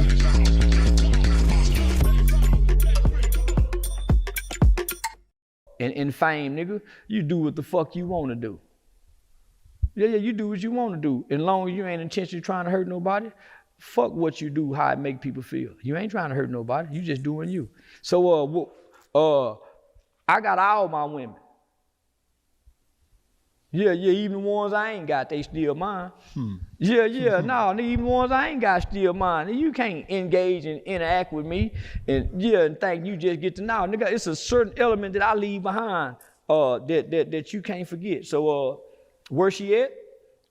In the comment section with y'all. Yeah, see, nigga, ain't nobody mad but the people watching. Yeah, ain't nobody mad. So you see in the same comments I see? I be laughing like a motherfucker. You even addressed it though. You addressed it online. Yeah, I said, nigga, why y'all worried about that? And I done addressed it with her right there. So I'm saying, nigga, if y'all seeing what I'm seeing, you think everybody ain't seeing what y'all seeing? I ain't hide nothing, nigga. A man don't hide what he do. That's what the little boy do because he's scared to get caught. Nigga, I'm a man's man. You can't do this if you compromised. The only man can't do what they think I'm doing is a man that's compromised, homie. He need his woman. I don't need my woman for nothing, nigga. God didn't give me the woman to need her. God made me to need him and made her to need me. So man wasn't created to need woman, nigga. Man was created so he need God, and woman was created because she need man, and man need a helper. So all successful men got more than one woman. They just got different names. Rather than Susie, Becky, this is a secretary, this is my bookkeeper. Then they get different names, but they all your women. This is my usher. She leads my usher board. That's be them nigga women, homie. They got an attraction and likeness for each other. That's why they got the job. So now, nigga, you got more than one woman. You just don't know that because you don't know who you are. And just because you got more than one woman don't mean you sleeping with all of them. Yeah. Now, nigga, I know a nigga got a wife, a girlfriend, a hoe on the side, a bitch he fight and fuck with, and a prostitute he see regularly. I heard my granddaddy say he had all them. So, nigga, I set out to be like granddaddy. Have me a chain with a pinky ring and a Cadillac and a house. Nigga, I set out to be like the men I saw before me, nigga. That had plenty of women. Do I have plenty of women? Yeah, I'm a king. But I ain't sleeping with all of them. Yeah. I guess you and your girl was out and nigga, DJ Academics done talked about it, nigga. They been posting like a motherfucker. Yeah. But nigga, they been seeing me with bad bras for the last 4-5 years and I've been on the internet. At first it was my other little mama. Then it was Nene. Nigga. I keep telling them I'm the new Dr. King.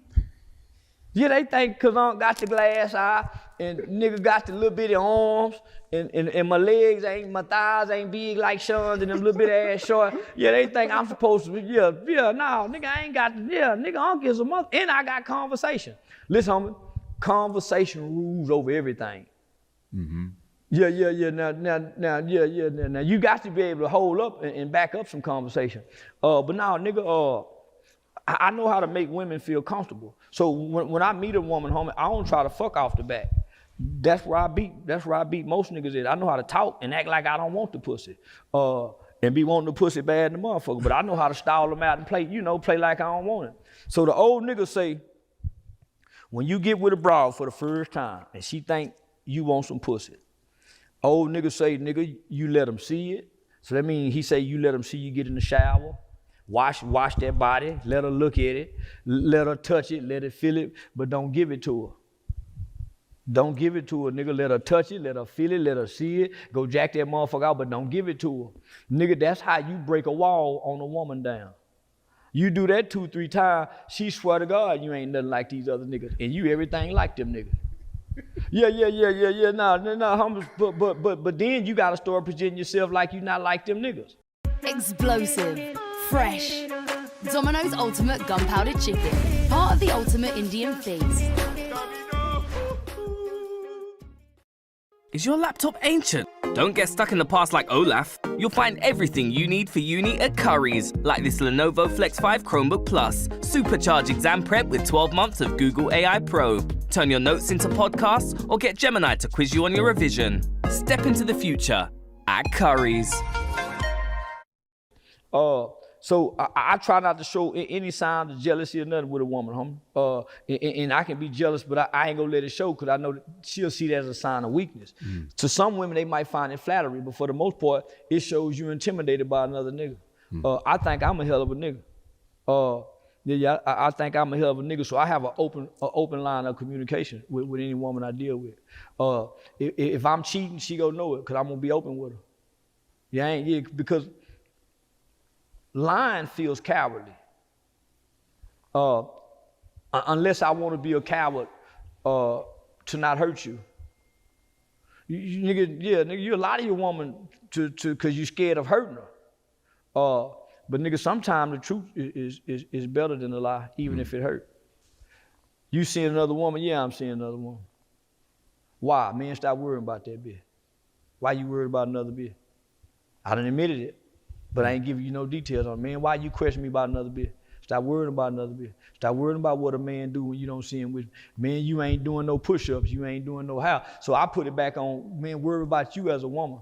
Take the focus off what I'm doing as a man, because if you do that, you put more focus on bettering you. The pain don't hurt so bad if you focus on you. A man go be a man, ladies. Just don't worry about what a man do. He go be a man. Just know what kind of man you got.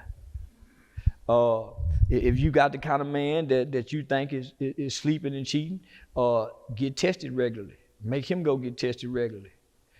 Make him uncomfortable where he won't cheat, or cheat with him. Cheat with him. Cheat with him. Well, and the reason I say that, nigga, because they cheating. They won't say they cheat, but nigga, they cheat. Man, every woman got a friend that suck her pussy during drunk times, and they go back to being friends sober. Everyone got one. And nigga, and I'm saying, nigga, that's their relief to keep them from cheating. Nigga, they can go have a girls' night out and get their freaky rocks off, and in their mind, they faithful, they didn't cheat. So that's why your woman think you and your buddy's doing it. That's why she think you and your buddy's fucking, because her and her friends fuck. That's why it's projected to you. That's why most women now think every man is gay, because most women have had a gay experience. So they project that on us. So nigga, what I do, I sit back with my homegirl, I sit back with my friend, with my girl and her friend, and I notice when girls get lit and get turned up and get excited, they don't look for men to dance with. They dance amongst each other, they touch each other's booties. Soon they go to get lit, they have their thumbs, nigga, they have that shit positioned right. But if you ain't paying attention, you just think they just touching each other. They strategically place their hands, cause I start watching every woman who do it, and they intentionally get around that asshole, and nigga, they put their little hand right and act like that. But nigga, them hoes be nigga, them hoes sneaky. We can't do that. We're not that clever or conniving.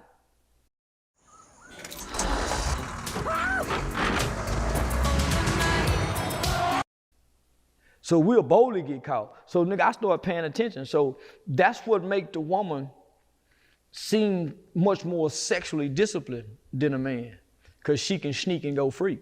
We can't. You see what I'm saying? So nigga, I just, yeah, that's been the topic, well, that's what I'm saying. Why, nigga? Every nigga got another woman, even a broke nigga. So the same people worried about mine got a nigga or a woman fucking around. So nigga, we all fucking somebody different. Well, his wife might be cheating. So, nigga, I don't worry about what a woman do with her pussy. You would go crazy. You can't control it. God grant me the serenity to accept the things that I cannot change. I cannot change what a woman do with her pussy, who she give it to. And I ain't thinking about what she doing. I'm thinking man thoughts. Fuck I want to do. Nigga, I only really think about the woman when it's time to go lay down and go to bed. I don't want to be in the house all day with a woman. And I don't want to come home every night. I don't want to come home every night and have to get in the bed with my woman. Or she feels some kind of way I ain't there. I want to be like a dog, stay gone all night. What do you have to say to the guys that's player hating, saying if Charleston didn't have this money, he wouldn't have A, B, C, and D. They ain't lying. That's why they ain't got it. Yeah, they ain't lying. That's why they ain't got it. Nigga, they telling the God and the truth. If I didn't have the money, don't nobody give a damn about a handsome broke nigga. Nigga, I done seen some niggas handsome in a motherfucker. Nigga, but nigga, they can't get this here with them handsome bodies and nigga, them fine muscles and them deep waves in their hair with them motherfucking pretty dreads with the blonde tips on it. Like, nigga, yeah, nigga, you can't get this with no money. I don't care how good you fucking. Nigga, they want a nigga with some money. They want to be able to tell their friends, man, look what he got, man. Nah, they don't want to just brag about how much they coming. Cause they friends, yeah, nah, nigga. And then they friends go to peeking. When they go to seeing what's, yeah, nah, niggas, man, nigga, I'm showing and proving. I ain't showing and telling. Nah, I'm showing and proving. I ain't showing and telling, nigga. Nah. Nah, I be seeing the comment say, and I be saying, goddamn, nigga, why y'all so much caught up into what a snitch? I think people feel, I don't want to say this wrong, but I think people feel sorry for maybe your wife. Why? She ain't saying nothing. Because it's like, damn, we grew with Charleston. We got to watch him used to wake up in the big old pretty house. I was cheating in. Nigga, I was cheating in. So, nigga, why? So I'm saying, listen, they got problems in their life. Why are poor people that can barely pay their bill worried about how many women I got?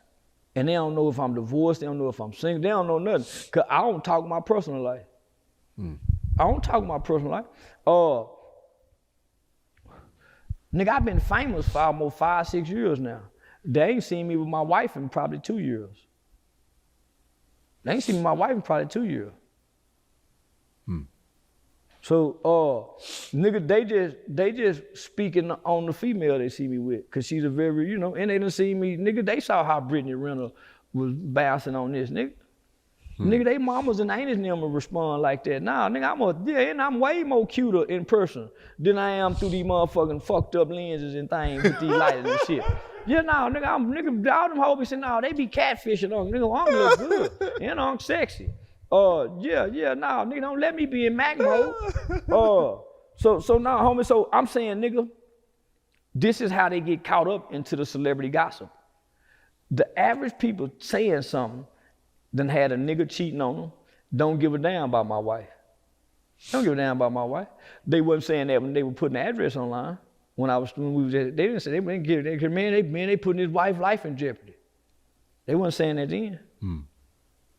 You know, there's been a lot of headlines about you and your girl, the Danza Project. And well, he tried to fuck on her. Well, come to find out. We told academics he was just trying to get the Wayne interview. He lying. He tried to do He tried to do a brawl like that with somebody else. The exact same thing. Nigga come around with a brawl. Nigga come around with a brawl, and while they were still in town, he jump in the box. Yeah, nigga. The nigga just told me that today. So he said, when I said it, he said, man, I laughed. And this somebody he fuck with.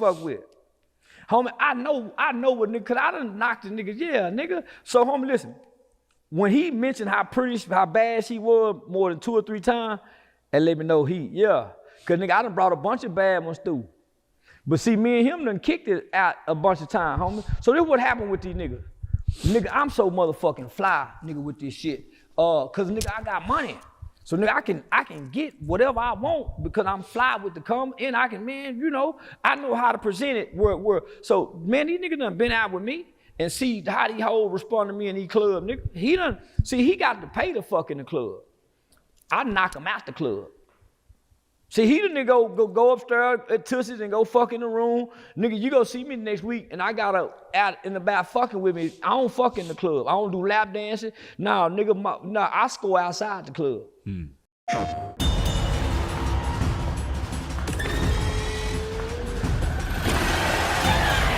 That's how I know, yeah. So, and I like hoes, so I'm shooting at a certain demographics. And I like the ladies with the hoe traits, just, you know, with the lady characteristics, but got the hoe traits. So I know what he like. He got a young broad, 23, 24, he keep putting babies in. But nigga, he tricking the strip club. So he ain't knocking hoes like, ain't none of these niggas knocking hoes like me, son. I'm the new Big Meech out here in these motherfuckers. Chill. Nah, I ain't bullshitting, nigga. Ask any, man, why you listen, homie? They've been telling you I've been in a strip club every night for almost 3-4 years. Confirmed, you ain't had no strippers ever say he broke, he didn't, nigga, none. They could get paid for this. Nigga, I'm such a player, even the club owners, nigga. Ask Mr. Hit That. Nigga, I make them NBA niggas go to showing out when I come in.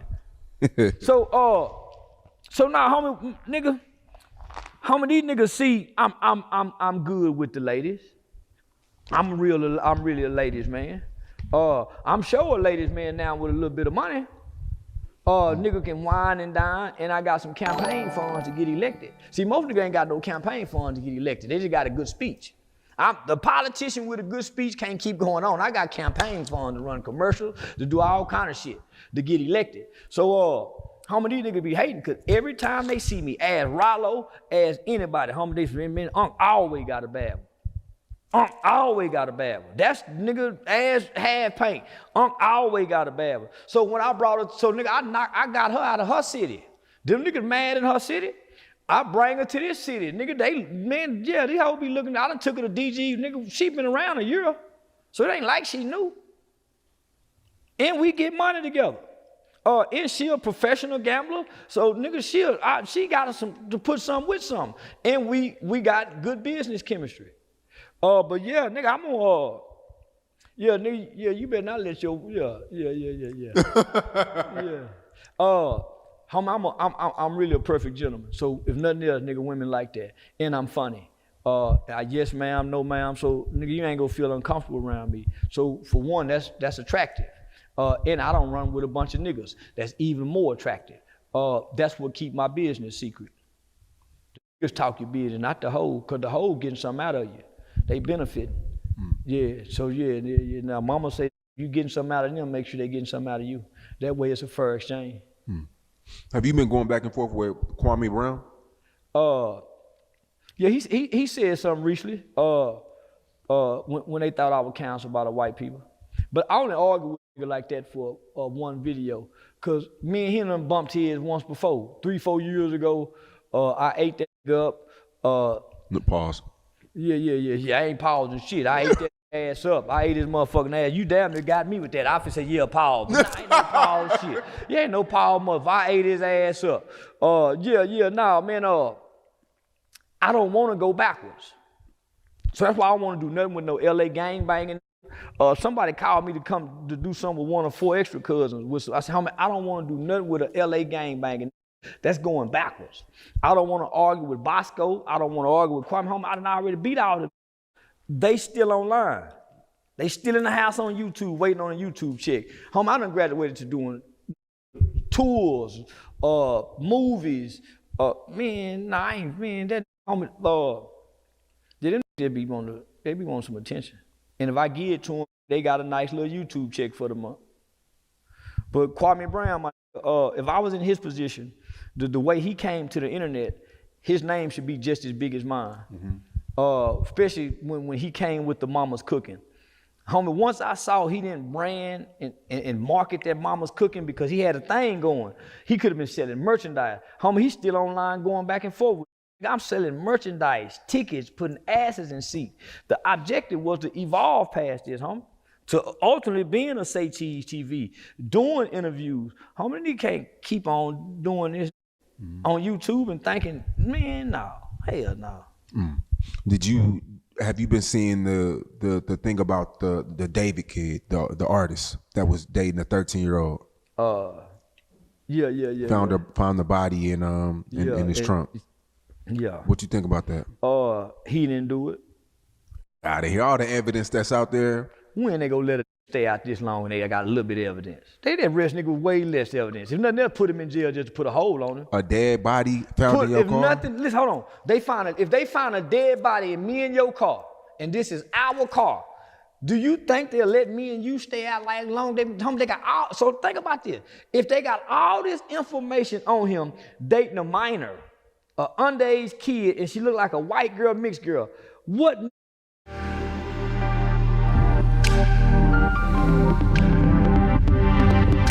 they let just stay free like this? We already claim about injustices.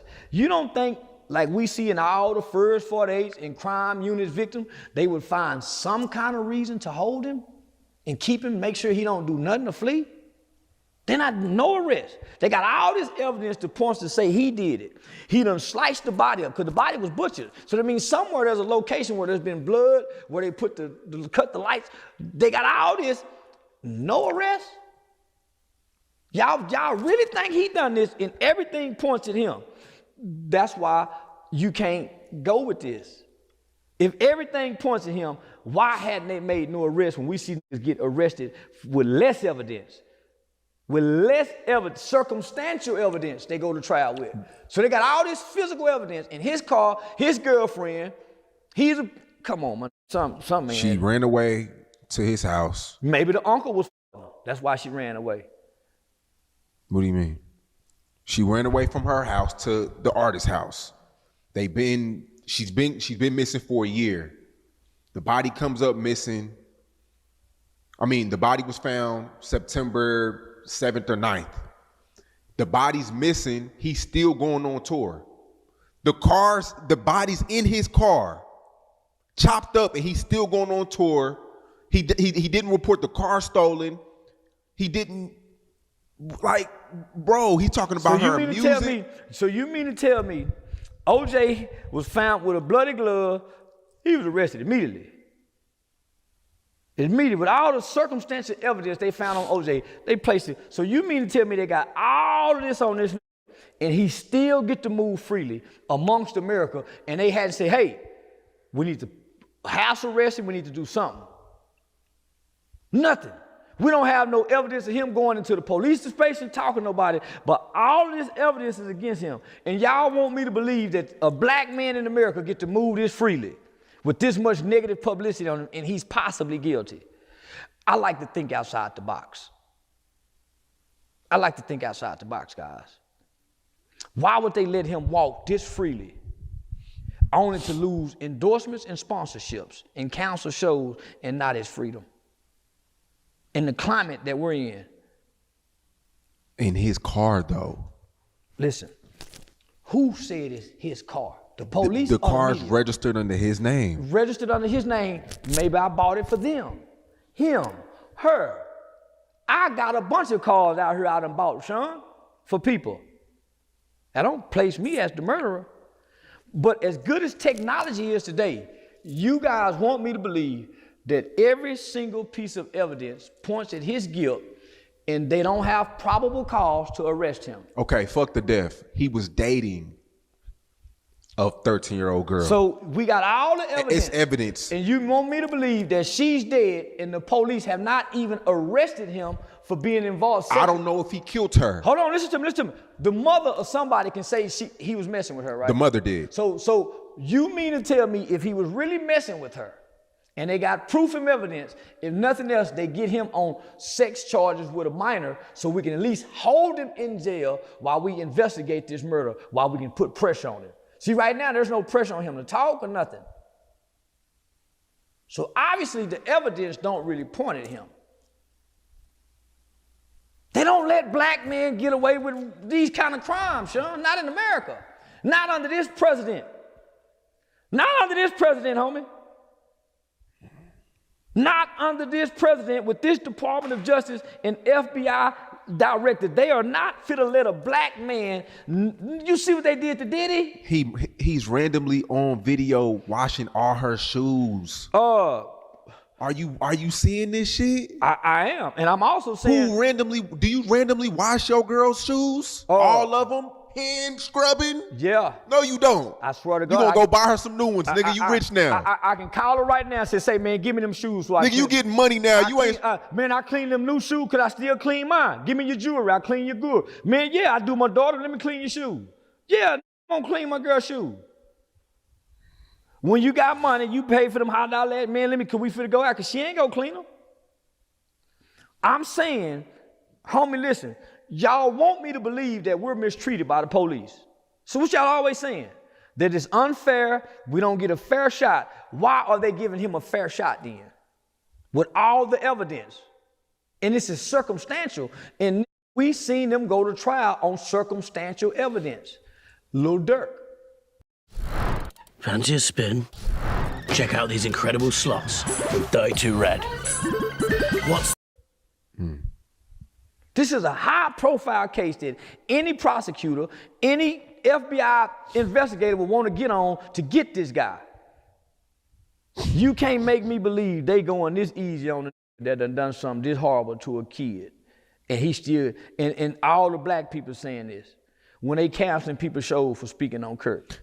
He has the biggest song right now, the David Kid. What song do he have? It's called Romantic Homicide. It don't mean nothing. He's black. He's black. If he die or go to jail with the biggest song, the record label still make all their money. So why are they protecting this kid? If he's black in America and he's really done this. That's all I'm saying. It don't make sense to me. So I'm saying, let me think outside the box. Maybe his mama done it. Maybe her mama done it and set him up. Maybe one of them racist uncles or cousins don't like her. Maybe the other boyfriend done it. Maybe the pimp who was sex trafficking her for the last year when she ran away done it. Maybe because he's been on tour. So obviously maybe he got a good alibi. Well, I was cleaning her shoes. Man, I always clean her shoes. Ask my mom. So maybe he got a good enough alibi to show, man, I didn't do this. Since it matching tattoos, same matching tattoo saying shh right here. Well, it says shh, matching tattoos as a 13-year-old. What's the excuse behind that, bro? I don't know. I'm supposed to know. I wasn't f***ing a little bit. But I'm saying they must ain't got no evidence that he was f***ing that little hoe. And I know they said, man, he wrong for calling her a little hoe, but she was. Little girl don't run away from home. Little hoes and little bitches do. Little fast mannish ass, hot pussy hoes and bitches do. Little girls stay and listen. So yeah, that was a little hot pussy little girl running away. And somebody was fucking her before she ran away. That's how she get fucked outside the household. Somebody fucking her within the family. So what make her go outside searching for that dick at that age. So now, man, listen. Maybe there's no proof that he's been messing with her with the matching tattoos. Maybe there's no proof of it. Maybe mom's saying it, but maybe there's no proof. Obviously, homie, because you cannot make me believe as quick as it is and easy it is to lock up a black man just for allegations. Just for allegations. You mean to tell me they ain't arrested this guy? With all of this evidence, maybe the evidence don't point to him. Maybe it's just the public opinion, the public court's opinion. But obviously, homie, the police don't have enough evidence to charge him with all of this speculation. That's all I'm saying. Wow. I ain't saying he did or he didn't. Why they ain't moved on it if he did? And they have all of this pointing at him. And they're taking down black celebrities. Remember, they were just saying that. Diddy, Jay-Z, they're taking down black. So why they ain't took him down yet then? And they took Diddy down for less. So y'all help me make sense of it. Help me make sense of it. Is he the fall guy for a music executive that done it? Because they like kids too. They like kids too. Was he the guy that went out and got her? Because they have to have somebody go get the kids like Charles Manson used to do. And they always use celebrities. R. Kelly did. So they haven't stopped abusing children in this industry. So y'all want me to believe this black kid that's an artist, that's this big, tied to an industry that abuses children, he done this and all the evidence points to him. Sound like he's being set up to me, Sean. Sound like he's a fall guy. I can't wait to see what happens next. I'm not saying you're right or wrong. I don't give a damn. You're the only person that I don't give a damn what happened. Nigga, I don't know him. I do feel like a plot twist could come. I know it's a plot twist because niggas don't get to commit crimes like this with the evidence pointing guilty and go free. That's never been the history of this country. Why would they start doing it now? Do you know how she look like a little lily white girl? So if we got black men being found hung on college campus and around high school, why we talking about a nigga that got evidence won't be arrested? Man, no. The kid that was found hanging in Mississippi, they said it was no foul play. And they lied and said it was in a dorm somewhere else, but it was in actually the dorm room. So they lied and said the body was found somewhere else, is what they told the family. Okay. But I'm saying, so what they found two hanging? Ain't nobody gonna do nothing. So go on about your business. You go on about your business. I mean, there's nothing who to do something to who. We don't know who did it. Who hang niggas in America? Who got a history of hanging? White people, but I'm saying that's who did it. But who? It don't matter. White people.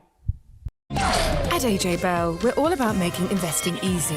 So easy, you can open an award-winning ISA. And that came right after the Charlie Kirk It situation. don't matter. White people. He was hanging before then. They just found him after that. Remember, a year ago, somebody reached out to us and found another truck driver hanging. Remember, I said, man, I ain't gonna speak on it because I ain't ready to go to war with white people. Not about this. I go to war with white people about my rights, but not for black people. You see, if I die for my rights, I die for me and my rights, fighting for my rights. If I die for black people, I'm fighting for rights they don't even give a damn about. They don't care about voting, they don't care about reading, going to school, so why would I fight for them? I got rights. And so I uphold my rights, homie. So motherfucker can't tell me what I can say. Cardi B's pregnant again. I mean, me and you have a history of doing Cardi B segments. Yeah. She's pregnant by Stephon Diggs. Didn't waste no time. Moved on. That's that HPV pussy. HPV pussy? What's that? That's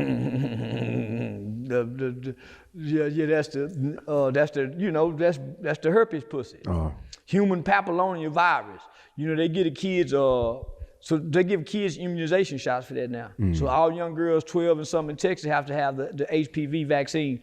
Homie, listen. Any nigga that got 3, 4, 5 baby mamas, I mean, he a lot of women raw. So he's susceptible to carrying some type of STI or STD. Dick too active with too many babies, with a history of raw dogging. So now she I thought she was way more sharp than that. No, she ain't. That's the broken hoe. That's the broken hoe. She have to have a man. That's the broken hoe that have to have a man. That ain't a strong woman. That's why so many young girls and young ladies look up to her and admire. They all broken little hoes. And they enjoy being hoes. They just ain't getting a lot of benefit out of being a hoe. Yeah, she's getting championed right now. A lot of women are praising her for moving on and not... Multiple baby daddies. But you don't hear the Latino community praising her. It's just black women. Because black women have multiple baby daddies. Mexican and white women don't. Julio put 4 or 5 babies in the... She got 2 different baby daddies. He got 7 different baby mamas. And all the kids around the same age. His kids will end up fucking with each other sexually because they spread it out. As a man, no matter how athletic he is and how well he's doing in football, he's a pathetic father. And every bitch he done fuck with got to complain about him.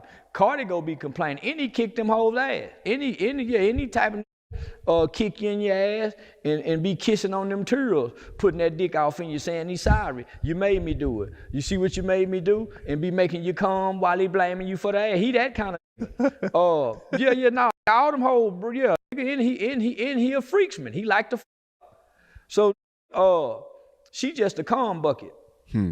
Cardi B done turned into a cum bucket. But she was a good housewife as a hoe. She was ready to be a housewife. She don't want to go back to this.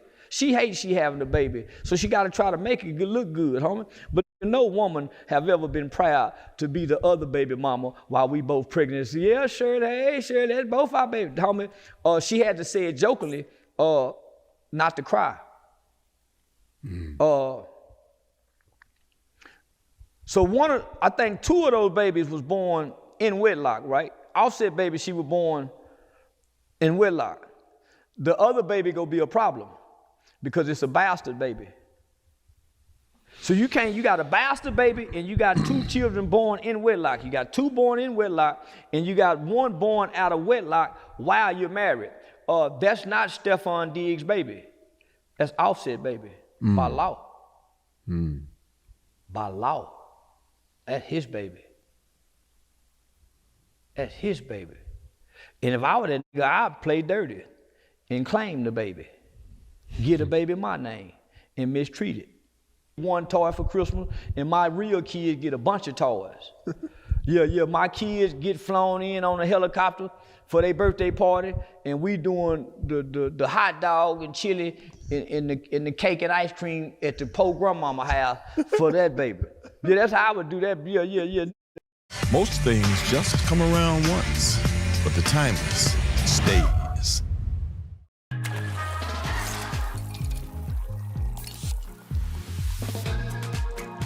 That got my wife pregnant, even when we ain't together. Yeah. Nah, I don't think this is nothing to be proud of, homie. Just as a black woman, none of our black mothers would clap for this. Girl, you supposed to take time and get you together. Just as soon as your went up, you went hitting the streets. You just had a baby. You didn't play mama. Who nurturing these babies? Where the nurture come from? If you got time to and do, man, you out party having fun. Who nurturing these babies? What the positive male influence coming from? You getting your son her twisted up like this nigga. This nigga is not a positive influence on your child. He ain't even in his own kid's life.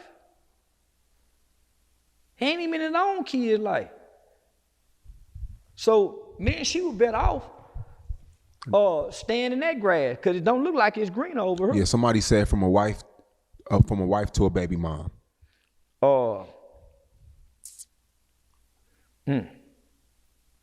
That's ass backwards, ain't it? That's ass backwards, ain't it? And I'm willing to bet that ain't his baby. That baby got to be blood tested. There's some jaws got to be swabbed, because they was all each other around the same time. And that baby gonna be a C-section baby. That baby ain't gonna be able to come out that pussy. Got to get that baby out the bed. I'm so happy you said that. So she can't. I'm telling you, that's not his baby. That's not his baby by law. That's not his baby. She was supposed to get all that undone. And then, homie, just from a spiritual aspect, how the kids get mistreated. That's how these two brothers or kids look at this one. Man, yeah, no. Cause I guarantee, nigga, when that baby turn 10, they won't have a mutual respectful relationship. That nigga like to fuck hoes. She just playing cool right now with it. But nigga, once that baby get her, she ain't gonna be cool with that nigga having to go over there. Cause when he go over there, he gonna be fucking one of them too, they baby mama. And niggas still fuck baby mama till them kids still be about 4, 5 years old for y'all really start hating each other. But y'all still sneak and fuck with the hate love, out of convenience. So yeah, nah, nigga, so this was 10 step back for the black women, especially for the ones who clapping. Because most of the hoes who clapping got 2 or more kids by 3 or more different niggas. That's a contaminated pussy. That's a contaminated pussy. Speaking of, I'm gonna say 2-3 years ago, I'm lying. Shit, last year you had predicted Blueface and Christian Rock's baby. Yeah, baby about 2 years old now, so it's been about 2 years. Yeah, about 2 years ago, man. And I mean, we was gonna be a bobblehead. Man, bruh, chill out. Chill out, man. You know, if I can't hold their head up. Some point they gotta be able to hold their head up and look up at you. But nigga, homie, I play a villain. And some of the things I say at times, I'm not saying gonna affect me, but I say, God damn, nigga, shit. I say some shit. But then I say, but nigga, you ain't saying nothing wrong. How you saying it is wrong, but how can the truth be wrong, even if it's said like this? If you don't say it like this, if you say, hey man, most black women don't do prenatal care, they don't pay attention, but you say, man, you stupid ass bitches don't even find out y'all pregnant till y'all 3 months, still be drinking. By this time, you in your 2nd trimester. Man, you bitches arguing and fighting. So homie, even I'm saying it that way, but I'm highlighting the different trimesters throughout the pregnancy that's important. Prenatal care, the lack of prenatal care. Homie, so yeah, I'm saying it fucked up, but nigga, it's the truth. So anybody who know anything about child development, child psychoma, you can clearly see that baby was gonna be affected.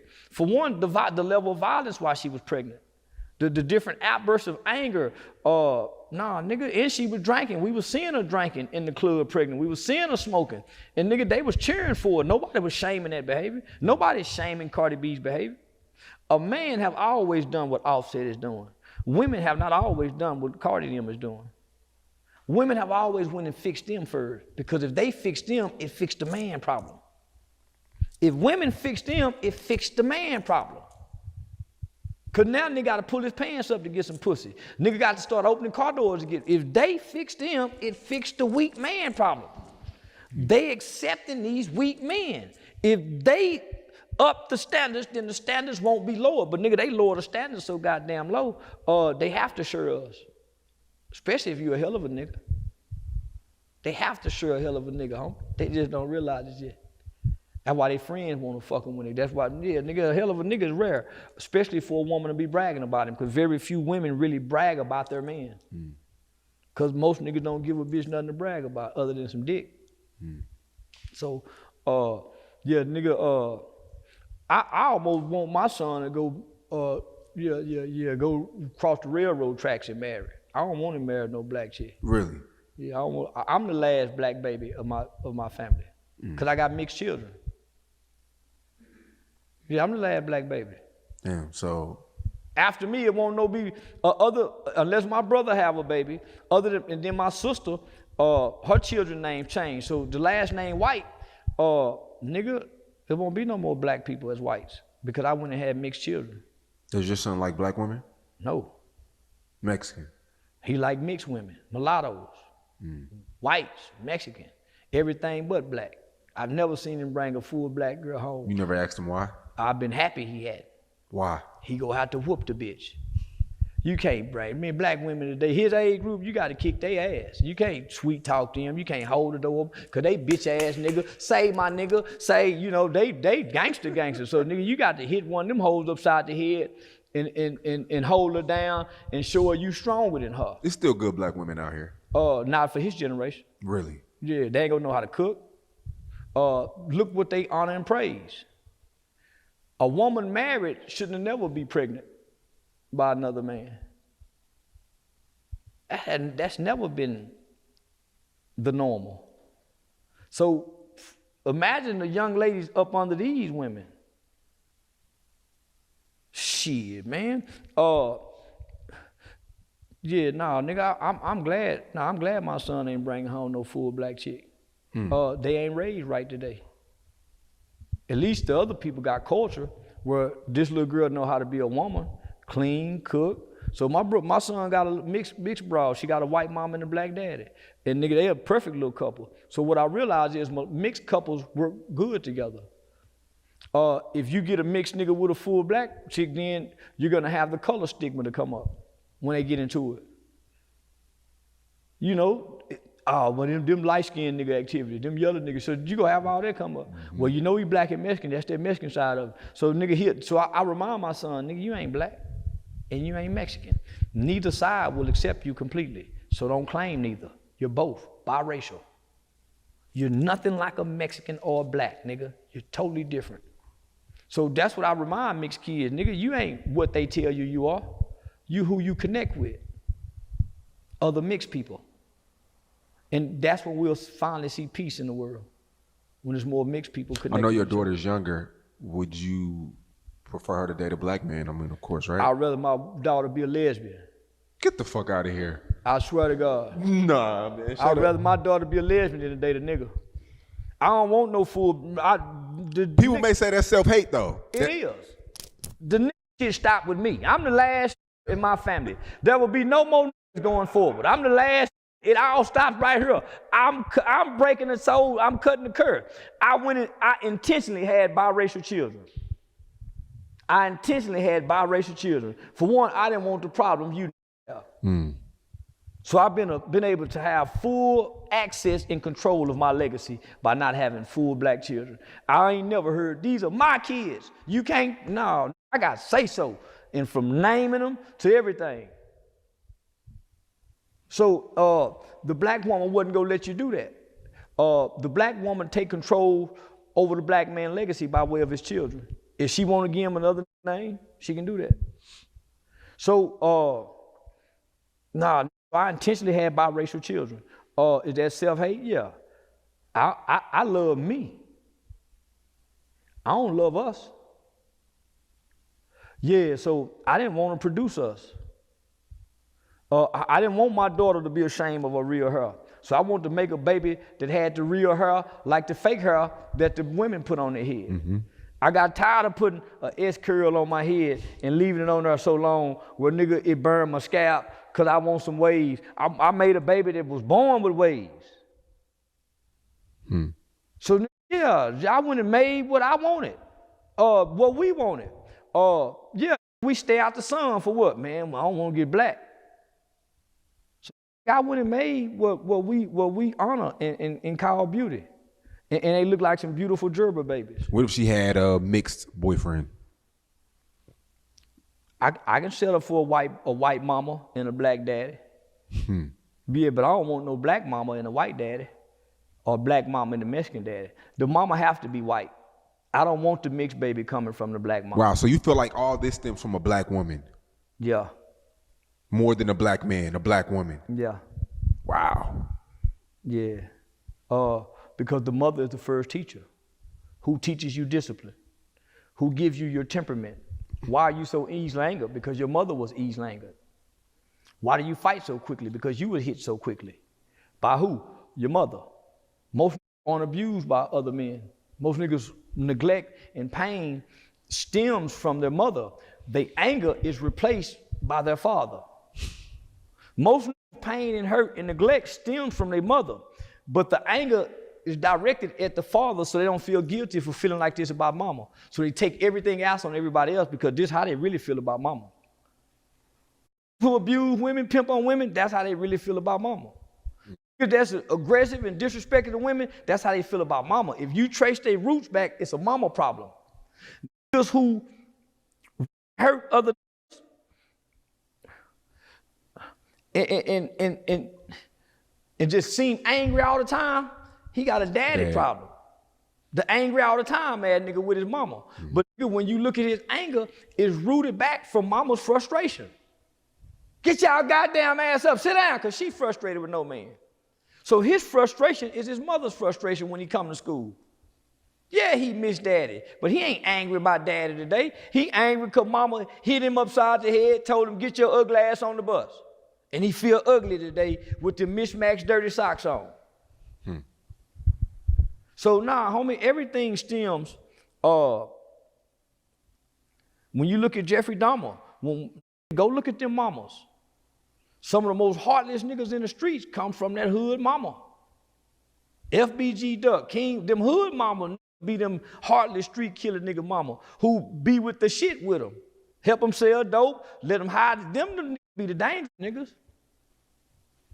Look at Bud Crawford. His mama neglected him, went against him, called him ugly. Can't nobody beat you, whoop you. His whole fight been about proving can't nobody whoop me off his mama's motivation. Mama motivation is what's destroying us. Because if mama make us feel like it's all right, we'll crash out.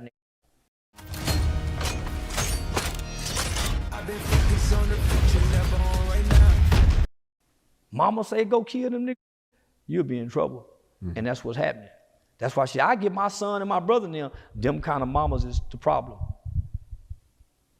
Last thing, we did an interview about Yayo, went crazy, 300,000-400,000 views. It's off that clip. People swear that I paid you to do damage control. And they was acting like we were talking gay talk when I'm saying this is content creation. Let me make this entertaining. Let me tell the story. Let me paint the picture of how this is funny and why I don't think it's gay. You can't pay me. Can't nobody tell me, hey, say this. You can't tell me that. You have to hire me. You have to hire me. And I'm saying, we don't kill the authenticity of what we doing by giving Charleston White a script on, say, Cheese TV. I ain't never heard the nigga was gay. Me either. So, and I'm saying, It take a gay person to say you gay. A hoe can't say you gay. A hoe will get mad and say you gay. Well, he got his booty busted open. A lot of you niggas bust your booty open to get ate. A lot of you bust your booty open to get ate. And if you don't bust it open to get ate, you bust it open after visitation when you go to jail and prison. So you go call that gay. She ain't saying, all she sent was a picture. Well, what do that? Well, how you get your ass ate? No matter what position you get in, you got to do it like a woman to get it ate. So how that make you gay and you doing it with a woman? I say anything messing with your booty gay, but I can't overrule what's gay. So today's people say all men like their booty ate for the most part. I'm saying you gay. They say, man, well, it ain't gay. Well, I'm saying, okay, it ain't gay, y'all. It's the woman doing it. Not my preference. So I'm saying we all really want to hate on the little and call them gay.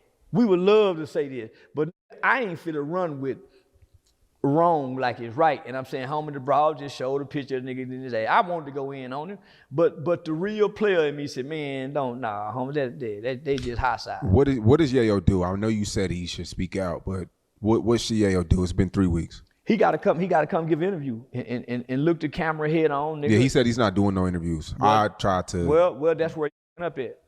That's what's hurting his brand and his career. Homie, just like you talked that gangster shit, just like you got in here and talked about Lil Ronnie, that's intimate too. When you show your pain about Cheek and Lil Ronnie, homie, those are intimate feelings. You done been caught with your pants down. You have to have some PR around this if you really into music. Or if not, you might be gay. You're running from it. You're running from the hard questions. You got Sauce Walker making a song about you saying, I ain't fighting you. I ain't get. So now you done gave these all the ammunition. But if you come on out and say, nigga, I climb the wall and hang upside down and let that hoe chase me up the wall eating that ass. yeah. If I lay back and put the heel of my feet to the top of my head and let her have, you got to claim it. And that's how I respect you. Yeah, nah, you ain't, nah, homie, you have to, homie. You can't run for what you do in the dark to come to the light. Mm-hmm. You can't come out and say, all punks fight hard and then say, I don't want to talk no more. You can't come out with, I'll beat you up, and just because we ain't scared to get beat up by you, you can't quit talking. You got to keep on going on like you're going on. And them hoes with you. Make a booty eating song and go get Sexy Red. And then, do the Mo 3 and find you a Sauce Walker lookalike. And after you get through getting your booty ate with the Sexy Red remix, you beat up the Sauce Walker in the ring, the Sauce Walker lookalike in the ring, and then eat his booty. No, I'm just playing. No. You know, do the penitentiary shit. Stick your finger in his booty or something. Like the big bad do in prison when they knock you out. Yeah, do that, and that'll counter the Sauce Walker diss. Yeah, take the fake Sauce Walker, make him look like Sauce, beat him up, knock him out, and do the Glock dookie, spit in his booty, put your finger in it, and let it go crazy, and then tell everybody, yeah, I like it. And tell us why you like it. And what age you start doing it. And do you think you'll do it forever? Do you ever feel uncomfortable doing it? Is it every time that you question your manhood if she get too wet and use too much spit? Do she ever make bubbles? What type? Tell us more about it. Make it interesting. But you can't holler about you go beat people up because you freaky. Yeah. And they got every right to make fun of you. And you can't not say nothing because that's when people create narratives for you. You can't be a big bad motherfucker at every situation, and then in this situation, you want to be diplomatic silent. You can't do that. You still got to be Ye Yizzle. You still got to come with the arrogance and the confidence, or even if you got to do your wrist like this, when I beat you up, nigga, I'm telling you, even if you got to do that, you got to be consistent with it. What you talking about, nigga? You don't let no nigga knock you off your rocker. They done knocked him off his rocker. I just knew he was finna rise to the occasion. This how you get Sexy Red in Lotto. All them niggas boot up like you, nigga. They just don't do it by the toilet. It's more by the bed. Yo, shut the Them be by the dresser, do they don't be by the toilet. Where it's dark and you can't really see their face if you take a picture. You know. The lampshade blocks them niggas clear view. Oh man, shit, man. I mean, 600 Breezy's in jail, Fed case. Me and 6ix9ine just did an interview. 6ix9ine, how'd that go? Hey, homie, man, 6ix9ine really. Save 3 months sound quality just way cheaper. Find great deals on refurbished tech on eBay.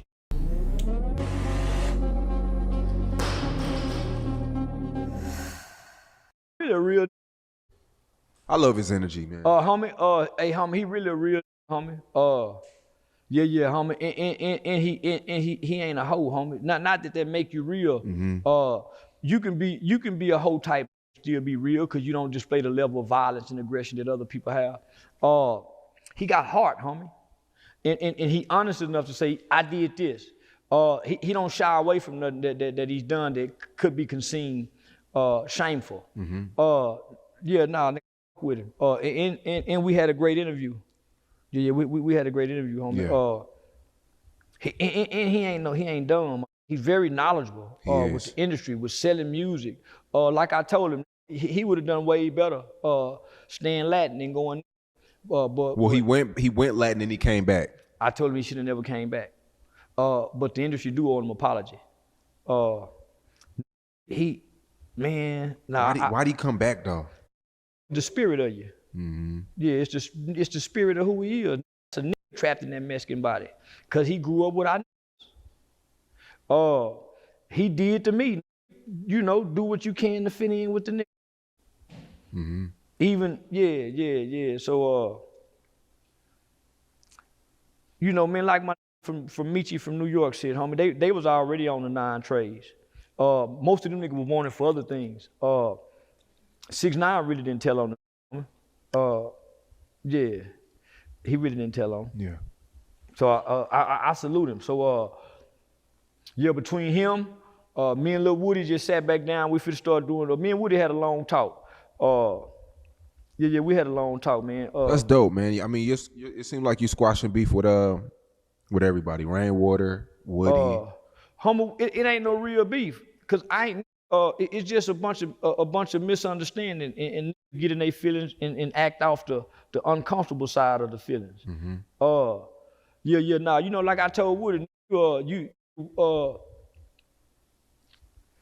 I said, nah, when you came down here and said you found a tracker in your car, that's what got it with me, cause I ain't never crossed no. So, you know, he straight up told me, he said, man, everybody around me know you didn't do that, but I was just playing for the internet. But we did find, I know you didn't do that, but I couldn't give it out. But I wanted people to know I found a tracker. So, you know, he learned from me how to play the internet. Yeah, he learned real good. So, you know, so now we had a long talk, homie. But like I've been telling people, I've been watching that nigga, and I've been trying to fuck with him and see if he bullshitting. He really done made a transformation. So yeah, I had sent a message the other day during all that thug shit. That's what really made me say, man, because he showed too much compassion for Thug. He too forgiving. And he ain't playing, homie. That man just wanna be at peace. And it'll be a while before he can be at peace. So I had to go and say, man, I don't mean half. Yeah, nigga, I'm just fucking with you, nigga. And I was mad at you. Yeah. So yeah. So we got some shit coming, homie. So yeah, we got some shit coming.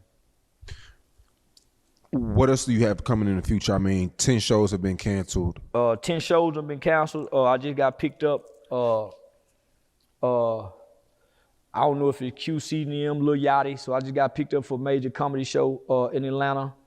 I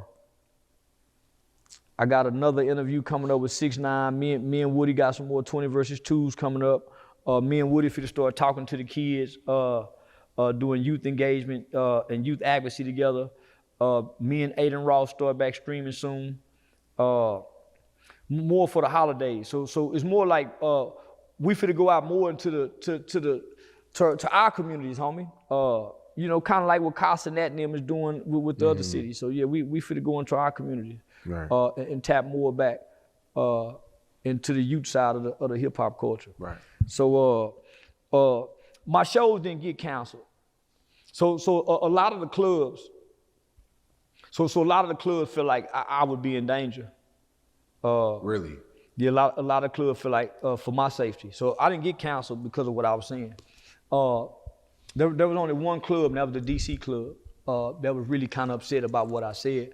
But we also had to remind them that when I made mockery of George Floyd and all these other people, y'all said how great it was. Yeah, so we did have to remind them that. Y'all wanted me back, and y'all booked me twice in 1 year because of this. So anytime I'm up there talking down on black people, slavery, how, playing the Uncle Ruckus character, yeah, they love that. That's why I don't bring the real Charleston to light. I continuously play a character. I don't give, if I say fuck something, I really don't mean fuck it. If I say I love something, I probably love it, but I don't love it as much. So I don't bring the real me online because they would crucify me. I put the character up to be crucified. That's why I jump from behind the character. Nigga, I'm just playing a character because I'm nothing like this character is in real life. Is there elements of the personality? Yeah, but the traits and characteristics weren't there. So they just rescheduled the shows, homie. Yeah, so I needed a break anyway. I've been on tour for 52 weeks straight, twice. So, and it was starting to become exhausting. So I was getting tired of flying. So at least 15 of those shows was 12 hours or longer. I would drive. I was starting to feel claustrophobic on planes. Yeah. So now this was a much needed, which I hated, but because I like performing. But now, nigga, I needed this. Yeah, I needed this. So now I can focus more on other endeavors. But there's still more comedy shows coming in. But I'm gonna take the break, homie. But I don't fear nothing. People just in their feelings right now. Yeah. The Charlie Kirk assassination. This was not a regular shooting. It was staged and planned. That's part of that deep state, new world order type shit, homie. Because of things that he was saying at the end, not at the beginning. They didn't kill Dr. King for what he was saying in the beginning. They killed him for the things that he was saying in the end. That's why they're making such a comparison to Charlie Kirk. And he was nonviolent. So if nothing else, homie, yeah, he had a fucked up rhetoric. But his level of going about it never came off as angry, mean, hateful. It was empathy. Yeah, it didn't have empathy. He didn't show sympathy. It was blunt, straight to the point. But he never promoted violence.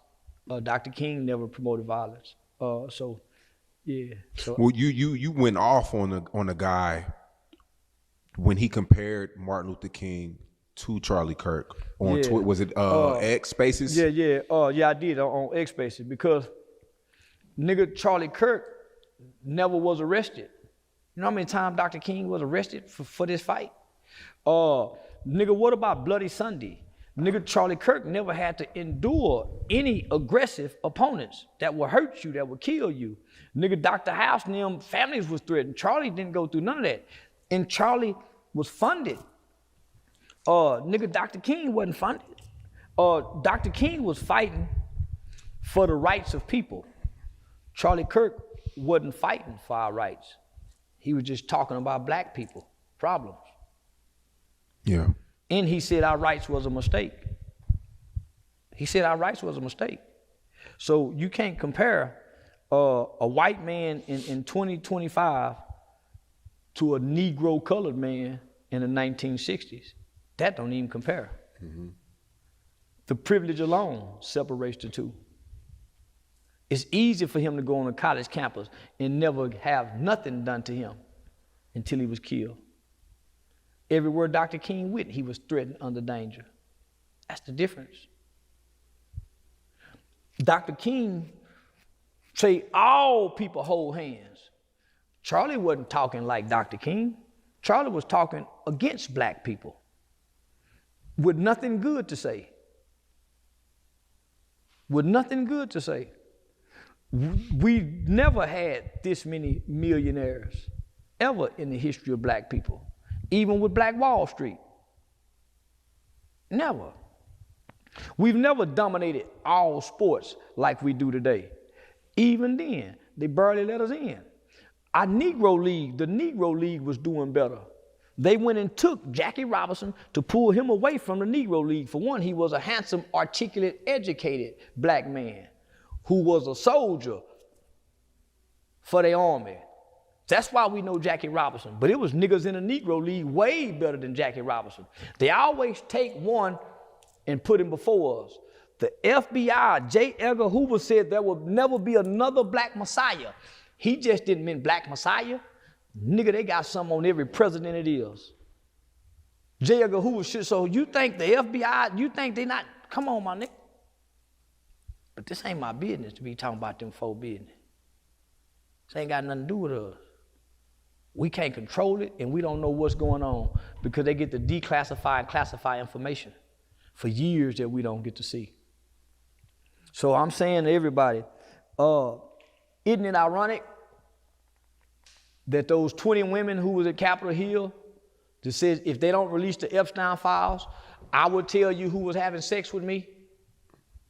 And then Charlie Kirk started pushing to release those files, and now he dead, and now where are those victims who can name and pinpoint the people? Because America tune changed. Nobody's interested in those files anymore. They're mourning Charlie Kirk. Yeah. Charleston White, I appreciate you, man. Until next time, be safe, man. Yes, sir. Get this great offer